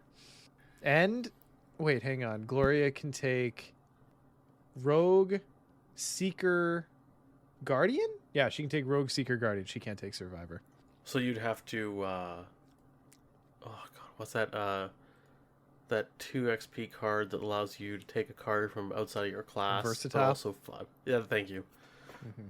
You could versatile this into. Anyway, yeah. The other one is Daryl. Is just playing Daryl is probably the biggest one. Yep. Makes sense why it came out here. Yeah. That Daryl's the place that I have used this and have been able to pull it off because of his ability. Obviously, it's just built around that. But yeah, like we said, it's a combo card at the end of the day. So if you're not building for it, like, don't include it, obviously. But if you are, then it's pretty powerful. Yeah. I do like that it just gets rid of the enemy. It's a thing to mention that it discards them instead of defeats them. So if it's a VP enemy, you're out that shot at VP. Which, you know what, for a level 0 card, that seems reasonable to me. And then I also really, really like, and I want to see more of this, please. It works on non-elite enemies and still does something worthwhile to an elite enemy. I For do like fuck's that. sake, please stop just like absolutely cock blocking us on elite enemies. It would be so nice to see more of this thing where, like, automatically evade, deal 3 damage. That's solid. Love it. Totally worth doing. Yeah. It's like what's the Mystic card where her arm's glowing and you do 3 damage if it's non-elite, but 2 if it's elite.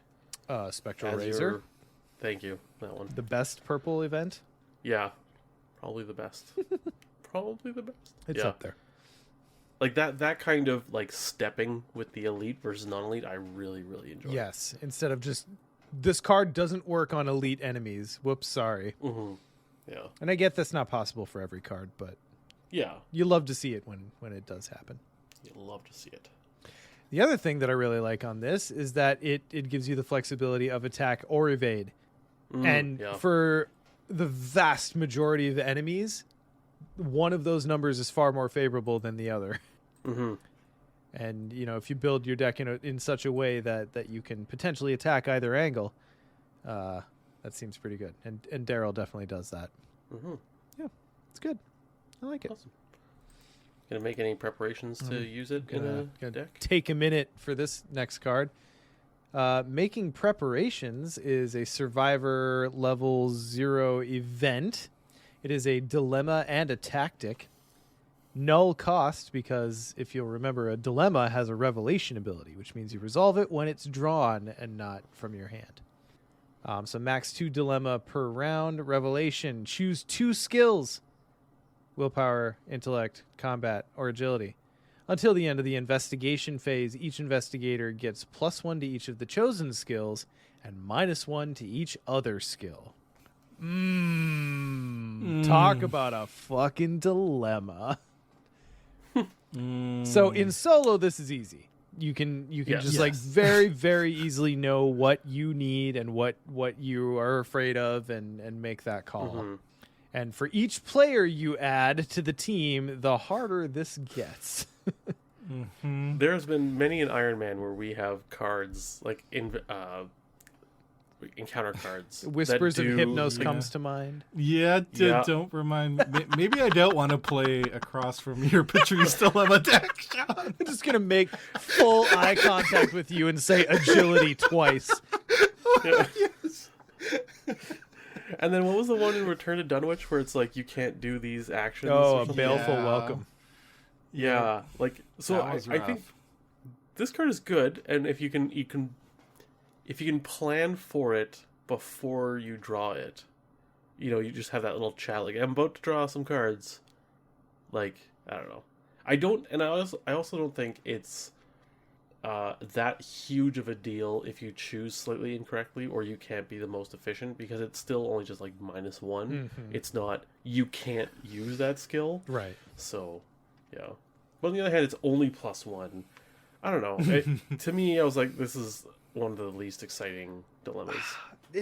But, however, if you can nail it on the head, if you're at a place where, okay, I'm the last one to draw, no one needs willpower, no one needs agility, everyone would benefit from a boost to the other two, or a similar situation. Then suddenly everyone at the table gets supercharged. And global effects like that are a rarity in Arkham Horror, the card game.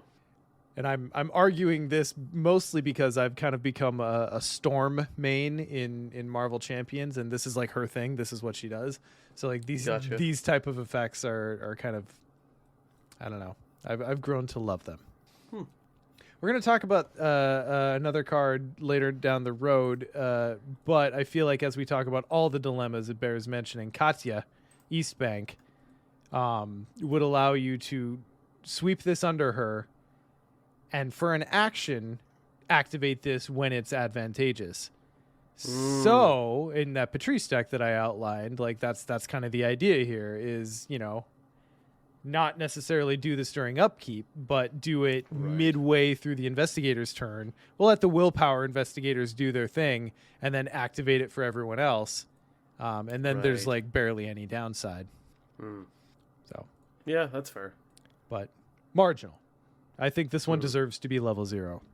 Yes, for sure. Ian, I think we're on to the next one. It's hunting you. Or is it? Okay. Predator or prey. This is a survivor event, no cost. I like 0. playful Ian. Playful prey, Ian. Or prey. Dilemma and tactic traits. Mark can take it. Max 2 dilemma per round. Revelation, if there are no enemies in play, draw 1 card. Otherwise, you must decide, choose one.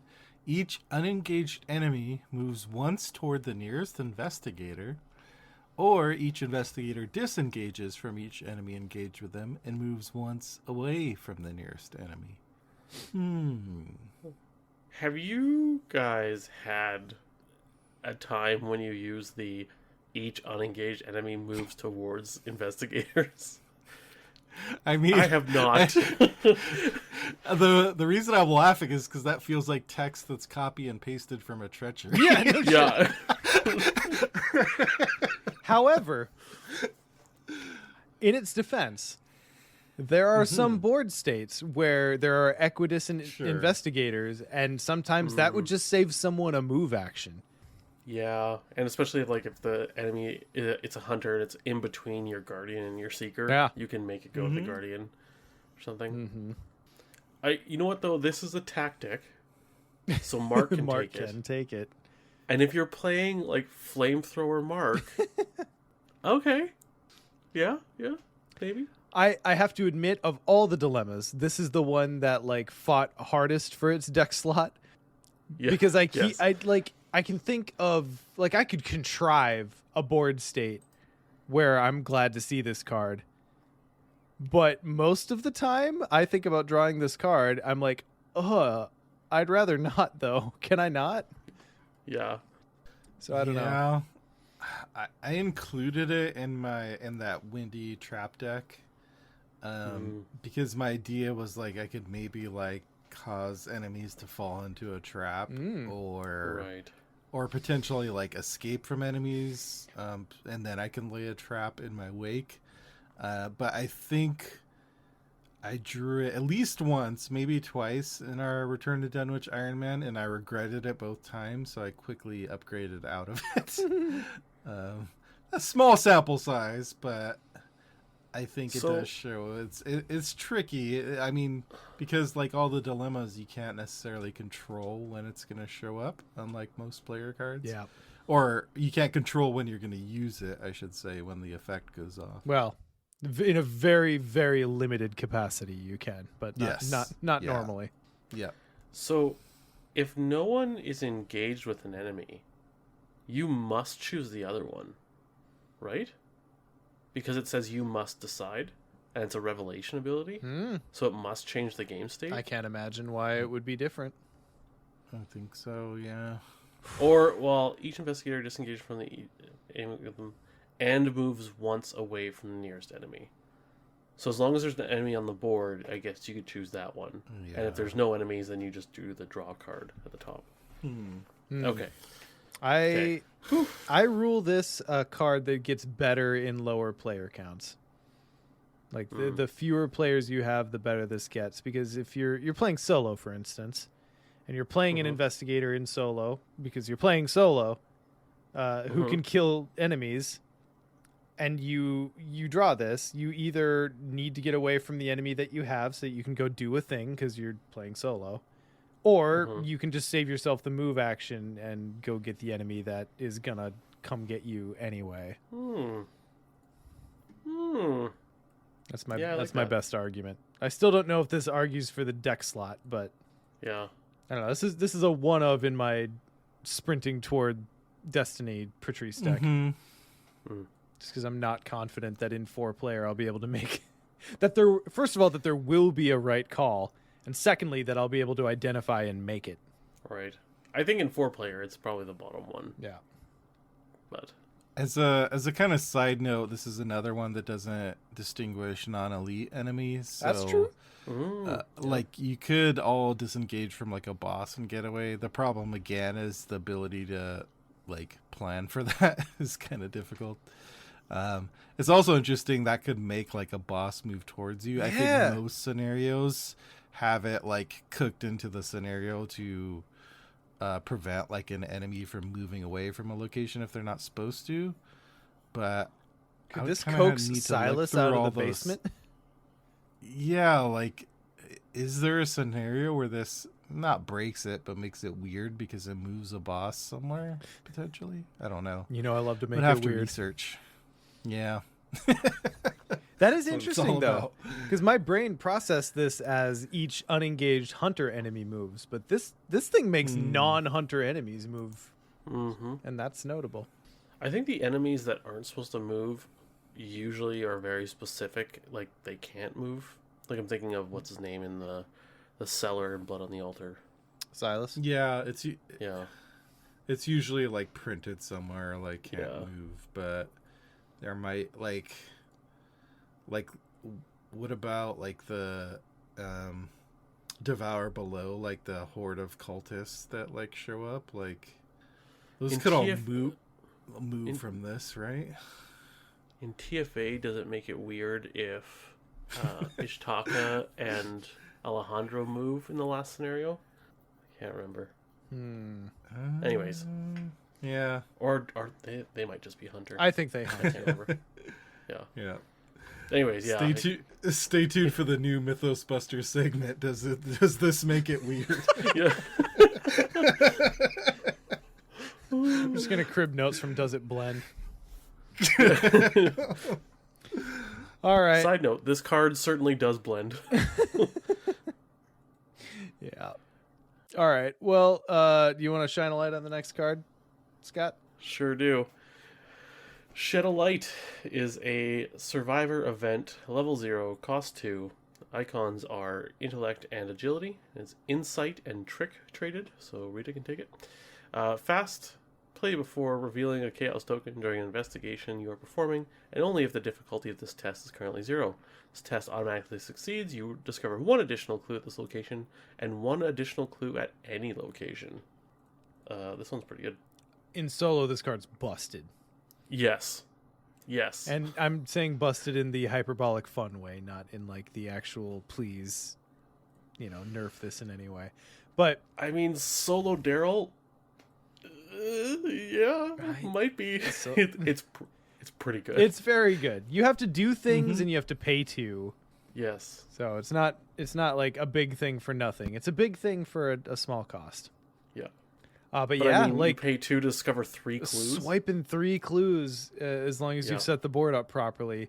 Plus, if you're swiping that clue from any location, from like a high shroud location where there's only 1 clue left, again in solo, that's way more likely to happen. Like that's so baller. Yeah. And Shed a Light, much like Exploit Weakness, is a very good target for Resourceful. Just keep on doing it. Yep. Yeah. Yeah, it's pretty good. Yep. It's one of those good cards where we don't have much Great to say talk. Yeah. Glad we could Well, come think together too. on this. It is as good as it appears, yes. It is a combo card, and it's great in that deck that you would play it in. So yeah, it's the investigation counterpart of exploit weakness. So Yeah.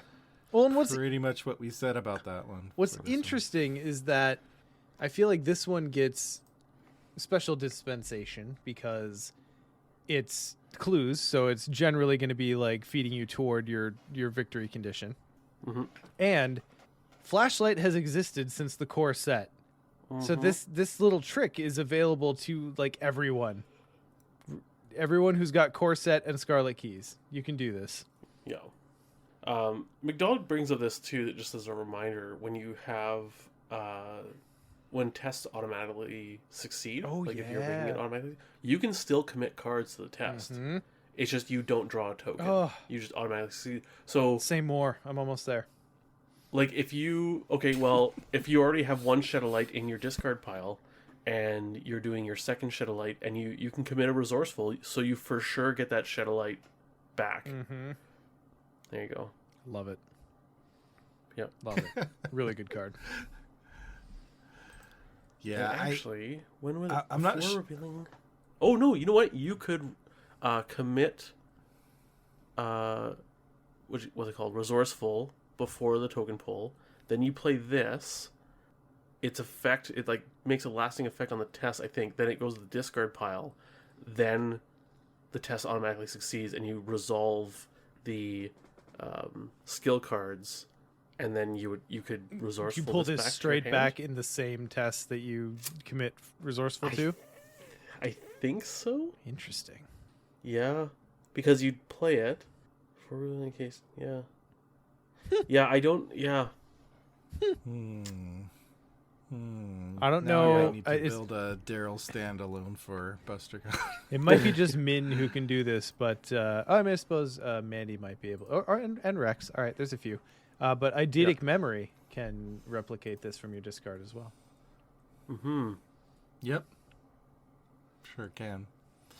I'm not sure in terms of quantity of cards, but it feels like, just from the feel test, that it's generally easier to lower the shroud, like not the shroud, but the difficulty. I mean, same thing essentially for investigation. But lowering the difficulty for investigation feels easier than lowering the fight or evade of an enemy. For Agree. Yeah. Sorry, I was just looking at the skill test timing, like the image with like the green, like all the different steps. And I'm 99% sure that this works where you can resourceful this copy back into your hand. Okay, well, that seems pretty good. And I assume that then transfers as well to exploit weakness. Yes. Yeah. That's awesome. Love that. Yeah. Survivor. Best class. You have some good cards, it turns out. Yeah. Unlike Mystic, they're not at a crossroads. We finally reached that crossroad that you spoke of so long ago, Sean. Oh, and hey, by luck, it came to me. So at a crossroads is a level 1 Survivor event. It is null costed because it is dilemma and insight traded. Revelation. Choose an investigator and decide. The chosen investigator must immediately take an action as if it were their turn, then discards 1 card at random from their hand, or the chosen investigator loses an action during their next turn and draws 3 cards. This one seems straight up always great. Yes. Like, one of those options will always seem like a good one. Yeah, because the second one, it's phrased as losing an action, but it's essentially like you're giving someone a souped up card draw action where they're spending an action to draw 3 instead of 1. Yeah. Which, like, some of us have to play, like, events and fucking assets to do that shit. Yeah. Yeah. This one just happens. Yeah. No, this one's great. Especially solo. I mean, a lot of these dilemmas feel a lot better in solo because you have perfect understanding of information. But yeah. Well, and even scales up really well in multiplayer because then, like, you'll look across the table and be like, okay, that person could use 1 more action to kill that enemy, or that person's got 1 card left in their hand, or like there will be a higher likelihood that someone will be able to make a very good use of either an extra action or 3 cards for an action. Mm-hmm. That's a really good trade. Mm-hmm. Love it. Neat. It's good. It will never not amuse me how like little we talk about just obviously good cards. Yeah. Well, that card really gives some players a lifeline. I would think so. Yeah. Mm-hmm. Ian. Is this me? Mm-hmm. Okay. Lifeline is Survivor Event. It is a level 1 card, cost 1, fortune trait, and it has a wild icon. Max 1 per turn, fast, play when an investigator's turn would end. That investigator may take X additional actions during their turn. X is the number of skill tests they failed during their turn. Exile Lifeline. Goes in Stella. Yes. Yep, for sure. Okay, so you know how like every other game in Iron Man when we play, and that's just my example because that's like when we play campaigns together. Mm-hmm. There'll be someone who hops with an enemy and is sure they can kill it, Yeah. but then proceeds to pull like tentacle -5 tentacle back to back to back. Or your skid's trying to evade something in the hotel. I was actually And thinking a little bit of Skids and Daisy in that moment. Yeah. Yeah, this card would have been great. Like, Except neither of our investigators can take it, but that's yeah, fine. that's true. Yeah. Parallel Skids could, right? Oh, yeah, yeah. Anyway, it's a do-over and everything you fucked up on that turn, and Mm-hmm. that's not bad. Like I include Live and Learn in some decks, And Time Warp. and Time Warp, sure. So I feel like this kind of occupies a similar space. I don't know if it goes in place of either of those, but and play with when an investigator's turn would end at any location. So this is just a board effect that you have available. Yeah. I don't know. I feel like for 1 XP and 1 cost, this isn't too bad. Yeah, I tried this in Stella, which, I mean, it worked, because, like, that's the deck that, Yes. if you want to do a fail, succeed, whatever you want to call it, deck, that worked. And it seemed fine. I did not... it'd be fighting for a card slot for me, just in general. Yeah. Like, for what you're explaining. But also at the same time, I know those turns happen. I've experienced them many times, and this card would be fantastic in those circumstances. Well, it's kind of an interesting tactical mind battle too, because in your head, then you go like, okay, well, instead of this card, I'm just going to include cards that help me succeed the test to begin with. Right. As if that were a thing you could guarantee. Well, I guess too, if you know you have this in your hand, or if someone else does, maybe they don't need to commit as many cards to some tests. Yeah, Like, absolutely. they can just try and raw dog a couple tests, and then if you fail them, Yep. then you can commit those cards later. So it's a commitment issue. Like It's a commitment it issue. kind of gives you the same assurance that Lucky does when you have it in your hand, just to be like, okay, Yeah. you know what, I can be a little fast and loose, and I've got a thing if that goes poorly. Mm-hmm.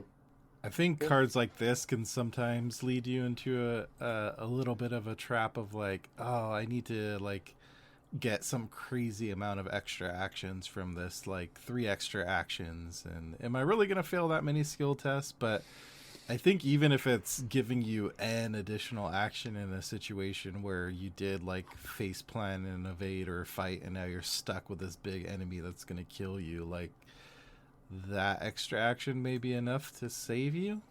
Mm-hmm. I mean, I think you can come up with builds that are designed to fail, like a Stella build, and get a bunch of actions from this, but not necessarily like the only use for it. Yeah. I definitely do still stand by the thing I say about Survivors, where it's like any deck that I've built and played where I try to fail is nowhere near as good as just building a good deck with it that has a bunch of cards in it, and you want to pass test that also has contingencies for when you do fail. Right? Like if you are trying to fail, maybe in Stella, like I've played that, and she's, I mean, obviously built for that. But yeah, this it's exactly what you're saying, Sean. Like it's like a time warp or a live and learn, and it's just you get those actions back. So you want to be passing tests, and then when you don't, you have cards you can play to get back the value on those tests that you failed. And this is more applicable to multiplayer than either of the other two cards, because Live and Learn only works for you. Time Warp only works at your location. This is anyone. Oh, right. Yeah. And, like, I don't know. I feel like that makes it pretty playable. Yeah. Am I going to remember that I think that next time I build a Survivor deck? Fuck no. No. Of course not. What is this card? But objectively, I recognize that this is a very playable card. Oh, it's just the nature of the beast, hey? It sure is. Nature of the Beast is it's a Survivor level 1 event, null costed. No icons. It's Dilemma and Insight traded. Max 2 dilemmas per round. Revelation. Draw the top 3 cards of the encounter deck. Choose an investigator to draw one of those revealed cards and discard the rest. Then choose an investigator to discover one clue at any revealed location. Oh, it's so interesting. It's so interesting. Okay. I want to compare this to Drawn to the Flame, right? Right.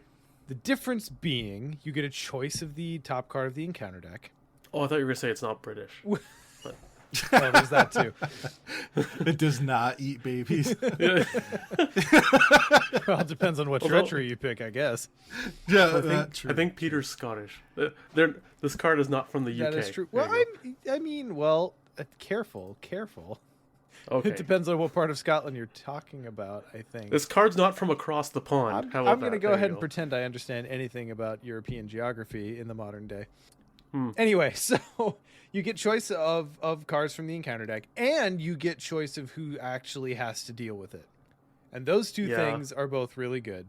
You know, if you're playing... You do get to choose the card after you reveal... Like, you choose the investigator after you look at the 3 cards. Exactly. Yeah. You get to look, you get to choose. So, like, in high count multiplayer, you're choosing one of 4 people to deal with your choice of 3 cards. Chances are there's a good choice there that doesn't feel like it's going to be too taxing. Yeah. Ideally. Is it worth only 1 clue, That's though? the next thing, is like, it's only 1 clue, but Yeah. anyone, not the person, it doesn't even have to be the person who you gave the encounter card to. Anyone gets to get that clue from any revealed location. Yeah. So it's really interesting because in solo, obviously, that's great because discovering 1 clue from a revealed location in a lot of cases is just going to clear that location. And one thing too, like these dilemmas also I have to keep in mind, like they essentially have fast written on them. Yes. Right? And when we see fast on a card, it's like, ooh, fast. This says fast, notable. You must play immediately. Yes.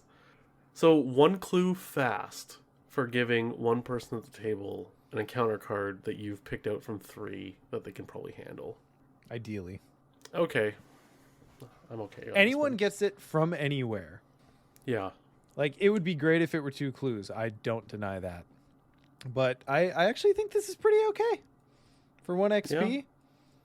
Like, actionless, just someone gets a free clue and someone has to deal with an encounter card of your choice. Yeah. As a result. It's like a weird working a hunch. It is. Okay. I mean, mostly I'm just trying to sell you guys on playing across from my Dilemma Patrice. Oh, I can't wait. I will. I'm excited to get on this wild ride. So, Excellent. So you're saying you have the gumption, Scott? I've built up the gumption. Yeah. Gumption is a level 1 survivor skill. It is innate traded. Max 1 committed per skill test. You may commit gumption to any type of skill test because, as I haven't mentioned yet, it has no skill icons, but you can commit it to any type of test. While it's committed to a skill test, that test gets -2 difficulty. Now, you listen here, mister. Survivor's really weird cousin of unexpected courage. True, but I mean, objectively, reducing your difficulty is always better than Yes. raising your skill. Yeah. Yes. Yep. That's why I was going to say that tracks because Survivor is kind of the weird cousin of the classes. It's so. true. Yeah. Yeah. Makes sense. Survivor is just, we do everything else does. We just make it weird. We can get clues too, you know. Look what I found. Yeah. So, to exploit weakness and shed a light, as we talked about earlier, this is a just blanket good way to get you closer to 0. Yep. I wanted to Yeah. say, like, and if you're playing Silas in that deck, you could then pull this back to your hand, but I'm pretty sure that his triggers off of seeing a token, right? His ability. Yes. And automatically succeed does not pull a token, so that doesn't work. Correct. But, McDog also brings up great for those do X for each point you fail by. Yeah, because even if you fail, you're reducing that number for sure. Yeah. Yeah, that's what I really like about this card is it obviously combos with the lower difficulty deck type and those cards we looked at, but even if you weren't playing those, just like we mentioned, lowering the difficulty is generally just as good or better than, in most cases it's better than like boosting your own skills. So yeah, I mean it's one XP compared to something like Unexpected Courage, but it seems reasonable to me. Yeah, and if you're doing the Daryl Sims thing, I mean it's a no-brainer. Yeah, So it's a good card. I like it. Is it Am I up to bat? there was something else. I'm making preparations for your Patrice deck or something, but I couldn't get it. It's all good. It's all good. We got you. Ian, you're up. I'm up. Baseball bat, level 2. This is a survivor asset, item, weapon, and melee traits. Cost 2, gives you 2 combat icons. Has action fight. You get +2 combat for this attack. This attack deals +1 damage. If a skull or tentacle symbol is revealed during this attack, either choose one, return baseball bat to your hand after this attack, or this attack deals an additional +1 damage, discard baseball bat after this attack, and it does take up double hand slots. Interesting. Am I the only one that has not liked baseball bat from the very beginning? Because I feel like there's a lot of people who like it as a card, and I'm just the risk of downside to me is just way too big. I've been hurt too many times. Yeah, right. It didn't take many, but it was too many. Yeah, I liked it with the caveat that, one, there wasn't many weapons at the time that I used it a lot, so there wasn't many options.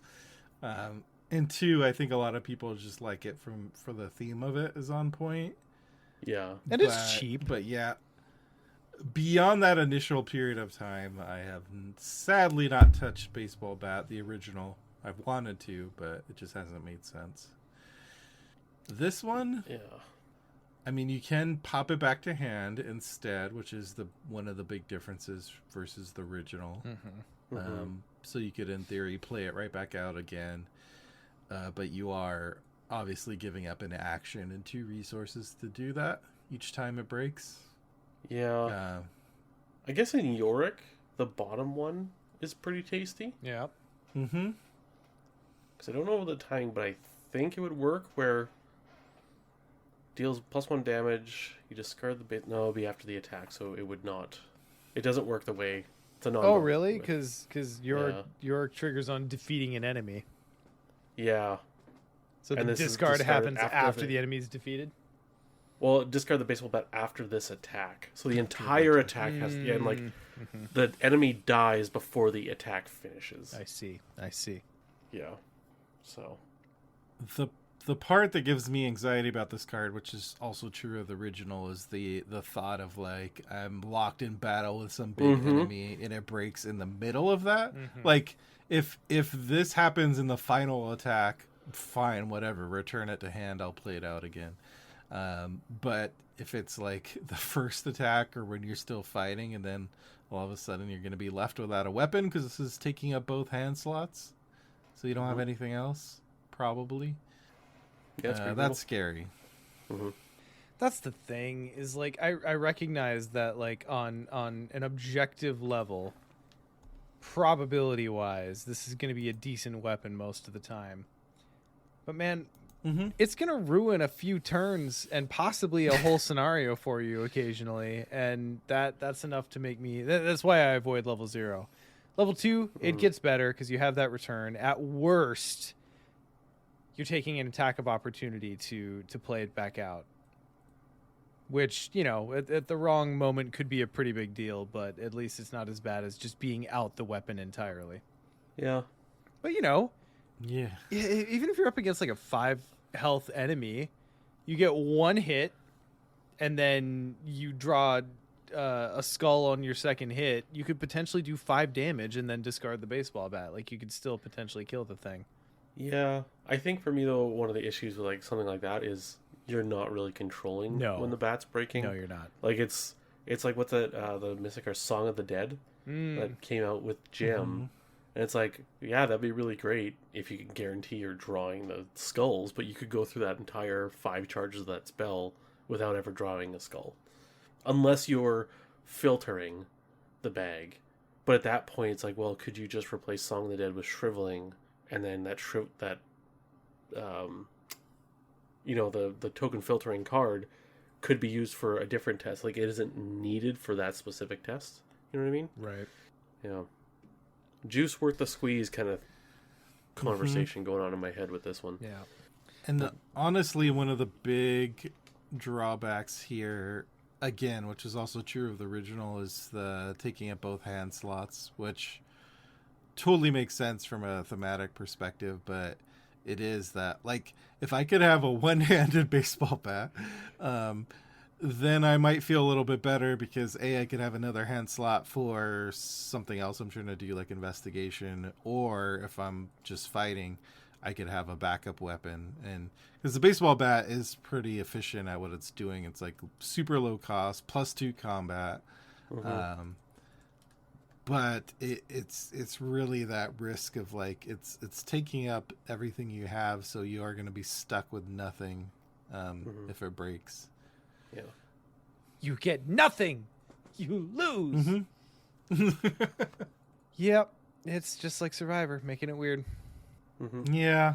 I did think of including this in my standalone Dirty Fighting Rita that I'm taking to BusterCon, but I ultimately opted for my old trusty bow instead with Rita.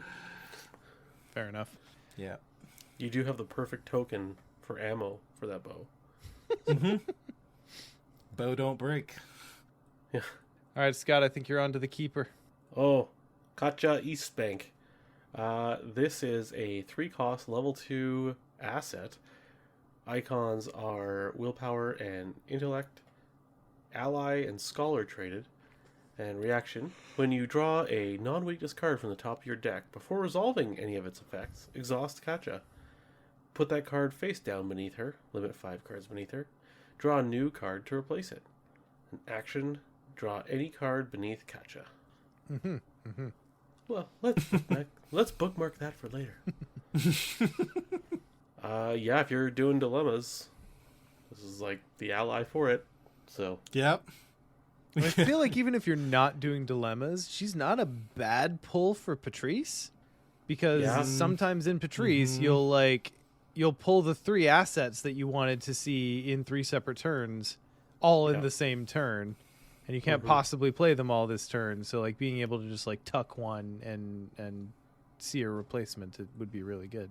Yeah, it's also kind of filtering in a way of being able to, like, even if you weren't doing a dilemma deck or anything special, just I want to get through my deck more quickly, because you can, tack something and draw something else to replace it. Yeah.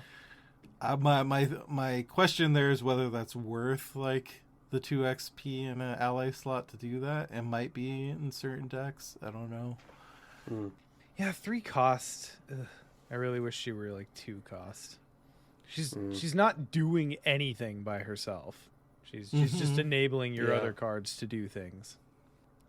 Yeah, I don't know that I'd ever really look at her outside of either dilemma heavy or Patrice situations.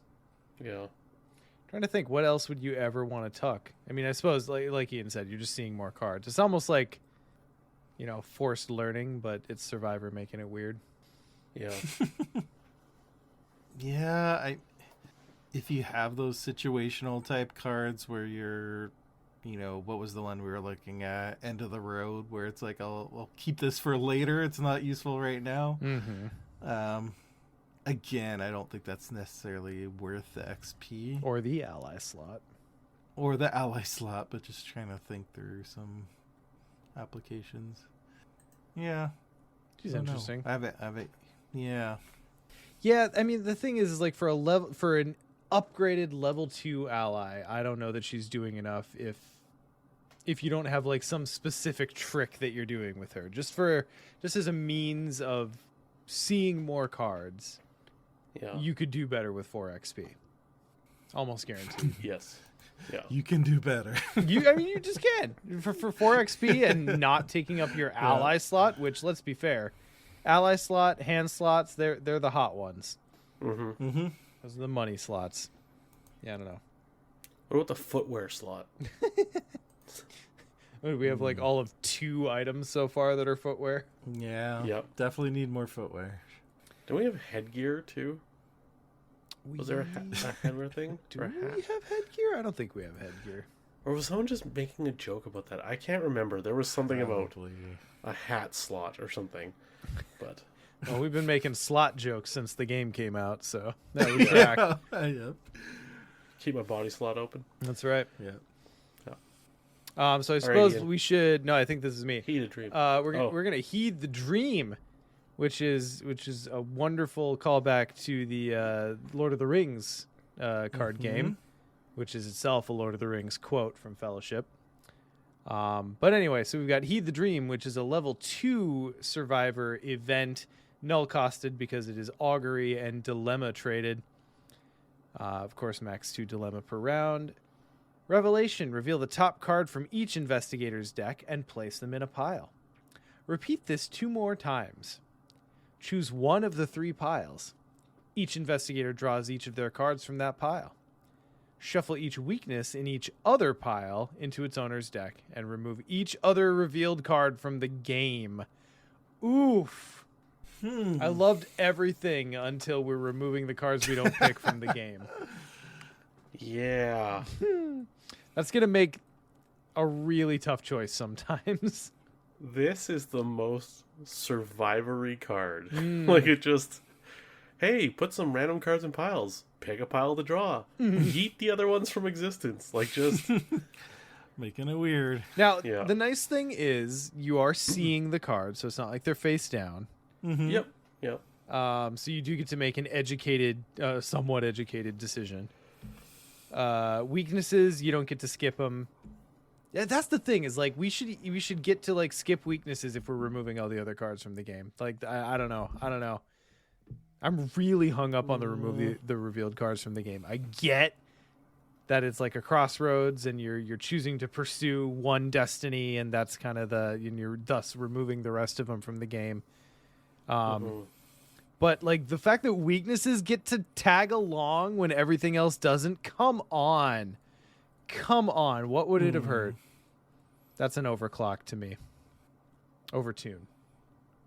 Overclocking is when you're just like putting more power in a thing than you should, Yes. right? Okay, yes. Those are Yeah. very different words. Now that said, this is a global everyone draws a card Yeah. Yes. and you get some choice as to what cards they draw.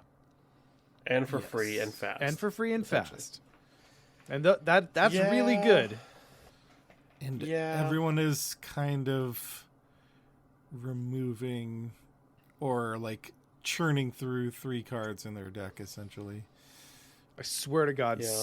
it's gonna happen to someone more often than they like, where like one of the piles is like one player's key signature card and everyone else's weakness. Yeah. I do like this in solo because it's basically pick a card Yeah, that you want to draw and just remove the other ones. that is better. Yeah. It's a fast free draw Sure. card. Yeah. Yeah. Well, this is going 2 of in my Patrice deck, so we're really going to put this to the test. Yeah, I guess we'll find out. I mean, this Yeah. this shit's firing like 4 times a game, so Yeah. Yeah. And this is the Lord of the Rings card. Heed the Dream had Boromir on it, I believe, because he was correct. had the dream in Fellowship. And then this has Ashcan, because I believe part of his lore is having prophetic dreams and nightmares. Yeah. That's Just cool. a little lore nugget there. Love it.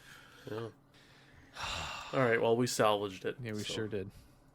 This one's Ian. Is this me now? Okay, I never know when it's me. Read the Geppetto card. Yeah. Yes. Salvage is a survivor level 2 event, cost 0, has an intellect icon and the insight trait. This is an event. I don't know if I mentioned that. Choose an item asset in your discard pile. Either choose one, remove that asset from the game, and gain resources equal to its cost, or play that asset, paying its cost. You feel a bit discarded too. So this guy's It's too close to Geppetto. home. Did he cut off Pinocchio's nose to make the shovel handle? Well, that's my head He's canon salvaged. now. He salvaged his nose. Yeah. Yep.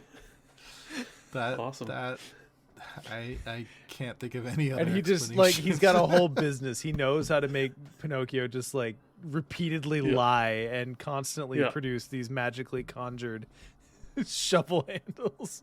Oh my gosh, he has like a sweatshop assembly line of wooden boys who he just makes lie. That's this got dark. Oh wow. Yeah. So anyways, this card, the words on it. Mm-hmm. It's fun. I have not played with it. I mean, it's kind of scavenging, right? It's a little bit scavenging. It's a little bit scrounge for supplies. I really like that it gives you the flexibility to either like play this as like an emergency cache, probably somewhere around there, Yeah. or to recur a card. So you're either Yeah. you're either getting resources to play something you already have, or you're just getting to play something back. Mm-hmm. And it's any item. It's not like level 0. It's not locked by class. Mm-hmm. I don't know. I Yeah. feel like this goes in some decks. Yeah, I think like the 2 XP might give me pause if Yeah. it wasn't Survivor, where Survivor, we've talked before about how they usually got more XP rolling around that they can spend. I am most attracted to the action compression here because a lot of Survivor recursion is just put it back in your hand. Yeah. But then you still got to spend the action to play it, where this just straight up lets you play it, which there's a few cards that let you do that. But I mean, obviously this could go along with like the baseball bat that we're looking at, where you could discard it to get the extra damage and then play it back out with another action. Yeah. I guess. Yeah, because I'm thinking of scavenging, where the upgraded one, where that one allows you to play it, right? Yes. Yeah. Would I rather you just use I guess this would be good for someone who's not investigating. Like this would be a weapons person, because then they wouldn't use scavenging because they're not succeeding at investigative tests. Sure. Mm-hmm. But then I'm also like, well, now I'll just be Yorick and have this built in. All right. So wherever the Venn Okay. diagram crosses of survivor investigators that are not Yorick and want to kill things. Yes. Yeah. just be York. Yeah. Like if you this is just Yorick in 20 years. Like that's who it is in the art. He's building a shovel because he's a Oh gravedigger. my god. It all works, yeah. Still Pinocchio's nose though. I think so. Yeah. Yeah. All right. Scott, are we back to you for the keyring? I think so. So speaking of investigators that investigate and Survivor and all that stuff, old keyring, Survivor asset, 1 cost, 3 XP, 2 intellect icons, item and tool traded. Uses 3 keys. If there are no keys on old key ring, discard it. Action, investigate. Your location gets -2 shroud for this investigation. If you succeed, remove 1 key from old key ring. And if this test's difficulty is 0, you discover 1 additional clue. This it's a pretty good card. Guaranteed flashlights, kind of. For 1 cost? Yeah. Fuck yeah. Yeah. 3 XP is not nothing. 'Cause No. you're probably paying 6. But especially if you are doing the lower the difficulty deck, like with Daryl or something. Yeah. This is pretty bonkers good. Yeah, with Daryl, just do it. Yeah. But a lot, yeah. I mean, the original level 0 old keyring, big fan of. It's kind of a key survivor card these days for me. And this gives you, I think it gives you enough value to make that 3 XP justified. I'd say so. You get extra key, get a possibility of getting extra clues.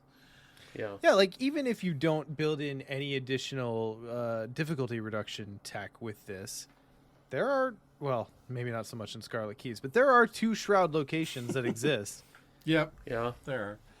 So like And those ones are often like multi-clue ones, Yeah. right? Because it's like, well, they're low shroud, but there's double the amount of clues on them. So this turns them back into a normal location, kind of. love it. Yeah. Yep. And then if you're doing this with just even the minimal amount of other tech like Shed a Light, Yeah. then you're getting 2 clues from this location, 3 clues from this location, and 1 clue from anywhere else. Like that's pretty good compression. Yep. And similar to level 0 old keyring, like one of the reasons that makes this card as great is because you only spend the keys if you succeed, so you always get your money's worth from this. Yep. All right, well, let's move on to the last dilemma, which is Justin's favorite. I'll have to read this on his behalf. Fickle Fortune. So it is level 3 dilemma, null costed, dilemma and fortune traded. Revelation, you must decide. Choose 1. Place 1 doom on the current agenda. Each investigator heals 3 damage and 3 horror. Just want to point out very quickly that this does not cause the agenda to advance. That's very important. Remove 1 doom from the current agenda. Each investigator takes 1 direct damage and 1 direct horror. Remove Fickle Fortune from the game. So Witching Hour, heal 3, heal 3. That's not bad. That's That that's the biggest heal in the game, is it not? That's 6. And it's not even close. Yeah. Yeah, each investigator healing 6. Yeah. Like this, And it's free and it's fast. this is very specifically in my Patrice deck to put under Katya and to trigger Yeah. during the witching hour. Wow. This definitely feels like a Katya play for sure. Yeah. However, So you can control. like this is such an interesting pace card, right? Like you guys did so much talking about pace and tempo. And this is an interesting one because if you're getting hammered and you need to catch up or someone's about to die, that doom might look like a reasonable cost. Yeah. However, if you're doing well and you can handle the hit, then taking a doom off the agenda can leave you some good breathing room, and suddenly you're a whole turn ahead of where you were before, as far as the game pace goes, and that's a lot. Like, would you take a damage and a horror to the face to gain 3 actions? Like, Most of the time, yes. Yeah, that's what I'm thinking. Yeah. So Yeah. And if you scale it up to 4 players, like, would you have each player take that damage and horror to gain 12 actions, essentially? Yeah. And if you're playing something like Solo Calvin, are you kidding me? This is like, joke's on you, I'm into this shit, right? Like, Yeah. like, remove 1 doom from the current agenda, essentially gain 3 actions, and power up. Okay. Neat. Like, Yeah. yeah. And the fun, like another fun thing is if you're running 2 copies of this, and you alternate abilities, you do the first one, place the doom on the agenda, heal 3 and 3, Second one, remove one doom from the agenda, take 1 and 1. You're still net 2 and 2. Yeah. Like, Yeah. Fast and free. it's good. Mm-hmm. Yeah. Like, I could foresee certain situations where, like, you're not well equipped to do either. Like, you're pretty close to dying from damage or horror, so you can't take that option. And you're getting close to, let's say, the end of the game, so you can't afford to play as Doom either. But I think those situations will be rare enough that you can probably feel good with using this one. Mm-hmm. No, I think this is just a fantastic card. All right, boys. Yeah. Well, that's the Survivor cards. Woo. We can push. Glad we survived that. We can push through 5 neutral cards, or we can do a whole nother TSK episode. There's 10 neutral cards. No, some of those are weaknesses. Oh. Let's do them another time. Okay. Yeah. Only because I'm tired, and this episode is going to be super long. We talked a lot about red cards. We did. Yeah. All right, so we're gonna have to squeeze them in our post BusterCon episode. Yep. There we go. Excellent. Well, it's an interesting bunch of cards, right? Like we got a few upgrades of old favorites. The dilemmas are really cool. I love the dilemma mechanic. I think that's a really cool mechanic. And honestly, I don't feel like I hear a lot of people talking about it. I feel like we should get more dilemma cards. I want more. Mm-hmm. Like, that's really wide open. Yeah, exactly. It's like really wide open design space, too, because how many upsides and downsides can you think of? Mm-hmm. Yeah, I don't know. Yeah. Yeah, it was cool. We got Daryl and a whole archetype, and like it feels like he actually got really supported, and also there was already supports in the game for that. Yes. You know what I mean? Yes. So it was kind of like the clue dropping thing, right? Like there was some stuff before, and there was some, like, you know, skill lowering stuff, but it was just generally good.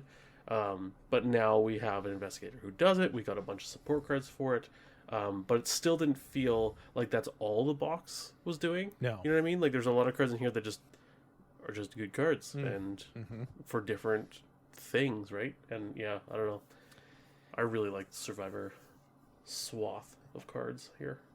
Yeah, it's a really cool mix. And like the dilemmas, as much as I'm like going gung-ho on them, they're the kind of cards where like you could just put in 1 or 2 in a deck. And if it's the thing that you feel like you can control the downside and benefit from the upside, then they're good cards. Yeah. Yeah. All right. Cool red stuff. Right. Excellent. Yeah. Well, let's move it on into a little bit of technical time. Scott, since I know what you're going to talk about, let's start with Ian. I know what he's going to talk about too. I was trying to think of what I was going to talk about here because I don't have a ton other than like trying to get ready for BusterCon and my same old. I think the only thing I can think of is I recently got one of my mini Kickstarters that rolls in from time to time. And this was part of the Tiny Epic series of games where they're just like it sounds, very small footprint games. Like each of these fit in a I don't even know what I could compare the size to, like an envelope maybe, like very, very small boxes. There's like a Tiny Epic Galaxy, Tiny Epic, what other ones? Tiny Epic Pirates, which I have. But they're just designed to be like smallish games that have a lot of gameplay. Anyway, I got the Tiny Epic Vikings one because my son has gotten really into Viking stuff over the past year. As you do. Yeah, and he's he can play pretty advanced board games for his age because he's been playing board games with me for a while now, and I'm just like, here, play this complicated thing. So I'm continually impressed at what he's able to play. But anyway, he was motivated to play this because it's Vikings, and yeah, we both had a lot of fun with it because it's pretty punchy in terms of like it's quick. Like you play 3 eras, each controlling a Viking clan, And there's like a draft mechanic where in each era you kind of pass cards around. That's like a deck of different Vikings with different abilities, and you kind of take turns drafting the cards, and a typical draft mechanic. But then those Vikings you pick are kind of your leader Vikings for that era, and you take turns playing and doing raids and other Viking stuff. So I've played a few of the Tiny Epic series, and they kind of vary in quality, but I think this is one of my favorites. It's if you have interest in Vikings as a concept, or a historical topic or whatever, I think I always have a lot of time for games that have small footprint and shorter play time, because a lot of modern board games tend to be very long and very big table space. Well, that and I'll just motion around us right now. Mm-hmm. You're into Arkham. It demands a lot. Yep.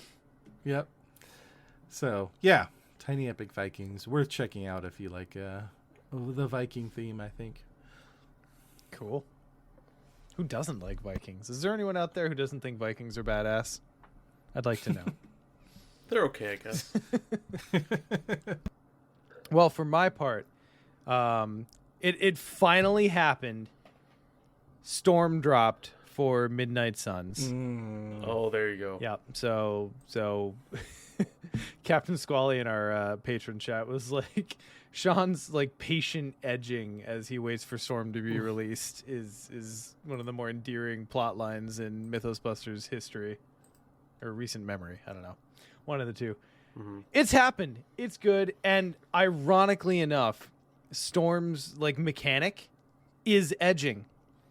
Like most of her cards go on. Most of her cards get better the longer you hold on to them.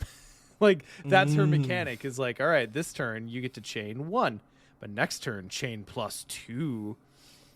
So like the whole thing is you will sit and play a few turns, and you'll kind of like hoard the Storm cards in your hand and then play them all out in an explosive turn, which like, it just does so much for me on so many levels. And she's great. She's a stoic, wonderful leader.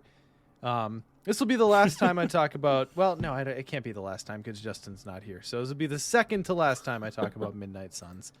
I find it to be a great game. The characters are all really fun. Like, it's a very oddly emotionally intelligent game. Like, you occupy this space where all of these, like, superheroes just open up to you the entire game. And I'm here for it. It's really fun.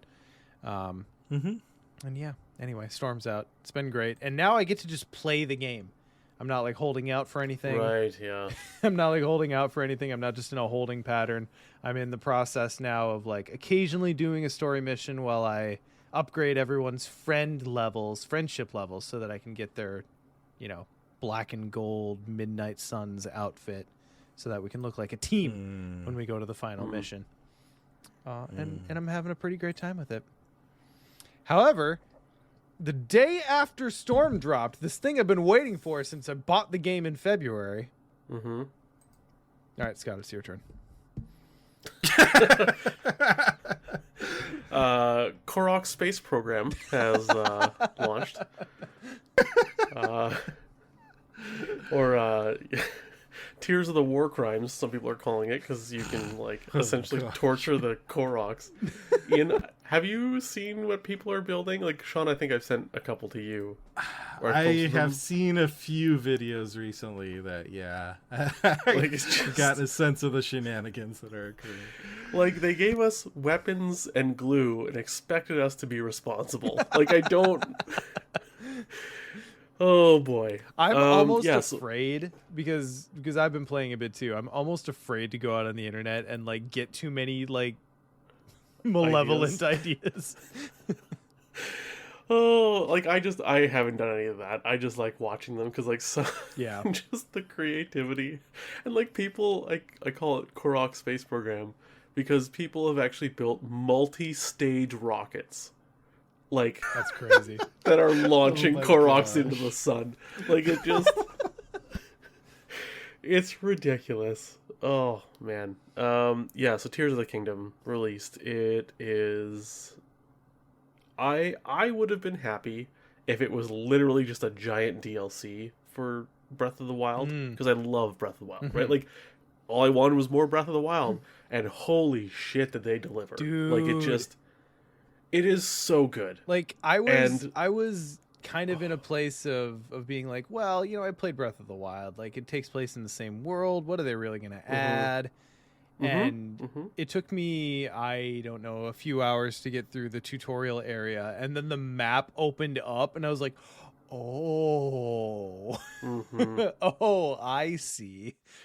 It surprised me that I could feel the way that Breath of the Wild made me feel in the same world again. Yeah. It's the same game, just more.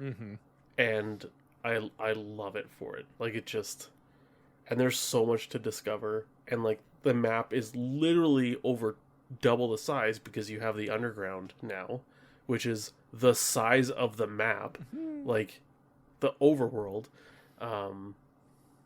And then you also have the islands in the sky. Like it's just, and parasailing down each time from the islands and stuff, so much fun. Yes. I'm not very far. I it might be like 7 hours in. Because again, I am dividing my time between Midnight Suns and Tears of the Kingdom as opposed to going whole hog. Like I kind of want to on both of them. Yeah. I spent a decent amount of time playing it. Yeah, I don't. It's. I like, showed you it's mine. like a good Come card on, in how many Arkham. hours are you in? Oh, I don't know. I'm at least 20. North of 20. Okay, Yeah, that's fun. yeah. I took a day off work. Yeah, of course. I was like, I'm not doing this. I also had like just a couple extra vacation days I just needed to take because we're like forced to take our. Oh, vacation what a fucking problem you healthy. have in Canada, Scott! I know. feel so bad for you. Not everyone in Canada has that. It was just, but at my work, they're just like, it's a government thing, and they're like, no, like everyone has to take your vacation, and so I was like, all right, this day, so Because that's often how they discover like smuggling rings and like check floating and laundering, that sort of thing. really, Yeah, well, if you've got like a system where you're supplying people on a regular basis, like knocking someone out of their routine is often how that gets discovered. More on the financial side, but I imagine that applies to, anywhere where there's narcotics.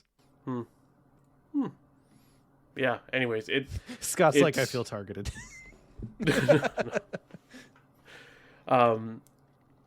Yeah, it's like a good card when we're reviewing a good card. Like I'm stunned with things to say because it's so good. Yeah. Like I played through the tutorial. One thing I'll say, I found the tutorial island longer than it needed to be. Sure. And a bit frustrating. It had moments. Yeah, I was like, oh, come on. But Because and then, like, it also serves you up some like medium enemies with like Yeah. zero good weapons. Yeah. And you don't have your paraglider, which is the most annoying thing ever. That too. I still don't have that yet. Really? Oh, I'm not very far. Oh. I spent a lot of time on the opening island. Okay. I see. Well, you get it very soon. Yay! Basically. But I basically, as soon as I got my paraglider, like, okay, no real spoiler here, but as soon as you start interacting with the plot on the ground, you get your parasail. I assume I'm inches from it then. Probably, yeah.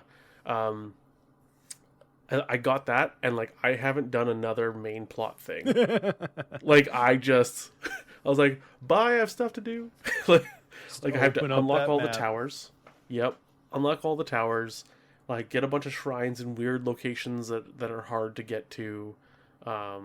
Start working on the Koroks now because it's going to take me a couple years. As you know, maybe this time I'll just be more diligent about recording which ones I've found. If I get to $8.99 again, I'm gonna flip. I was very delighted to see that the Koroks made like a very, very like return to their exact role that they played in the first game. I'm like, oh, Yeah. this is gonna cause someone some emotional pain. Well, and that's why everyone's torturing them now, Yeah. like launching them on rockets, right? Not for Like, nothing. yeah. Oh man, and like some of the stuff you can build with the building ability, and the like, I have seen literal like drones, as in like drone striking, like them taking out like the Gleeoks, like the 3-headed dragon things, and they just launch this thing with like 20 auto-targeting lasers, and it just flies up and flies over to the dragon and just kills it. Wow. And it's like, wow, that works that way. It's like, neat. Yeah, Exciting. I love it. It's so much fun. Ugh. Well, I mean, Breath of the Wild was the Zelda in a post Dark Souls world. Mm-hmm. And then Dark Souls cribbed from Breath of the Wild to make Elden Ring. Yeah. And now Tears of the Kingdom is a little bit, it's got a little bit of Minecraft going on, doesn't it? It does, yeah. And it has a lot more, like currencies and items, and like it is a more complicated game. And I found it's like combat's a bit more, like the enemies are souped up a bit. Like maybe I was just Breath of the Wild out, but like it's harder than Breath of the Wild, and I like it for that. Because like enemies, I'm actually like, oh, maybe I shouldn't go over there. I might get my butt kicked. Mm-hmm. But yeah, I died a lot on the initial isle, so mm-hmm. I can second that. It's really good though. Oh man, all very the tricks you can do with the reversing time ability. Ooh, Oh, that one's fantastic. that's one I haven't played around with a ton. That I imagine, yeah. Because you know what you do? You take the Ultra Hand ability, and if you need to get up somewhere, you find like a piece of wood, you lift it up there, then you put it back down, then you stand on it, and you that's reverse time on the item. so simple and brilliant, and I hadn't thought of that yet. That's great. Yeah. And then you just stand on your wood. Yeah.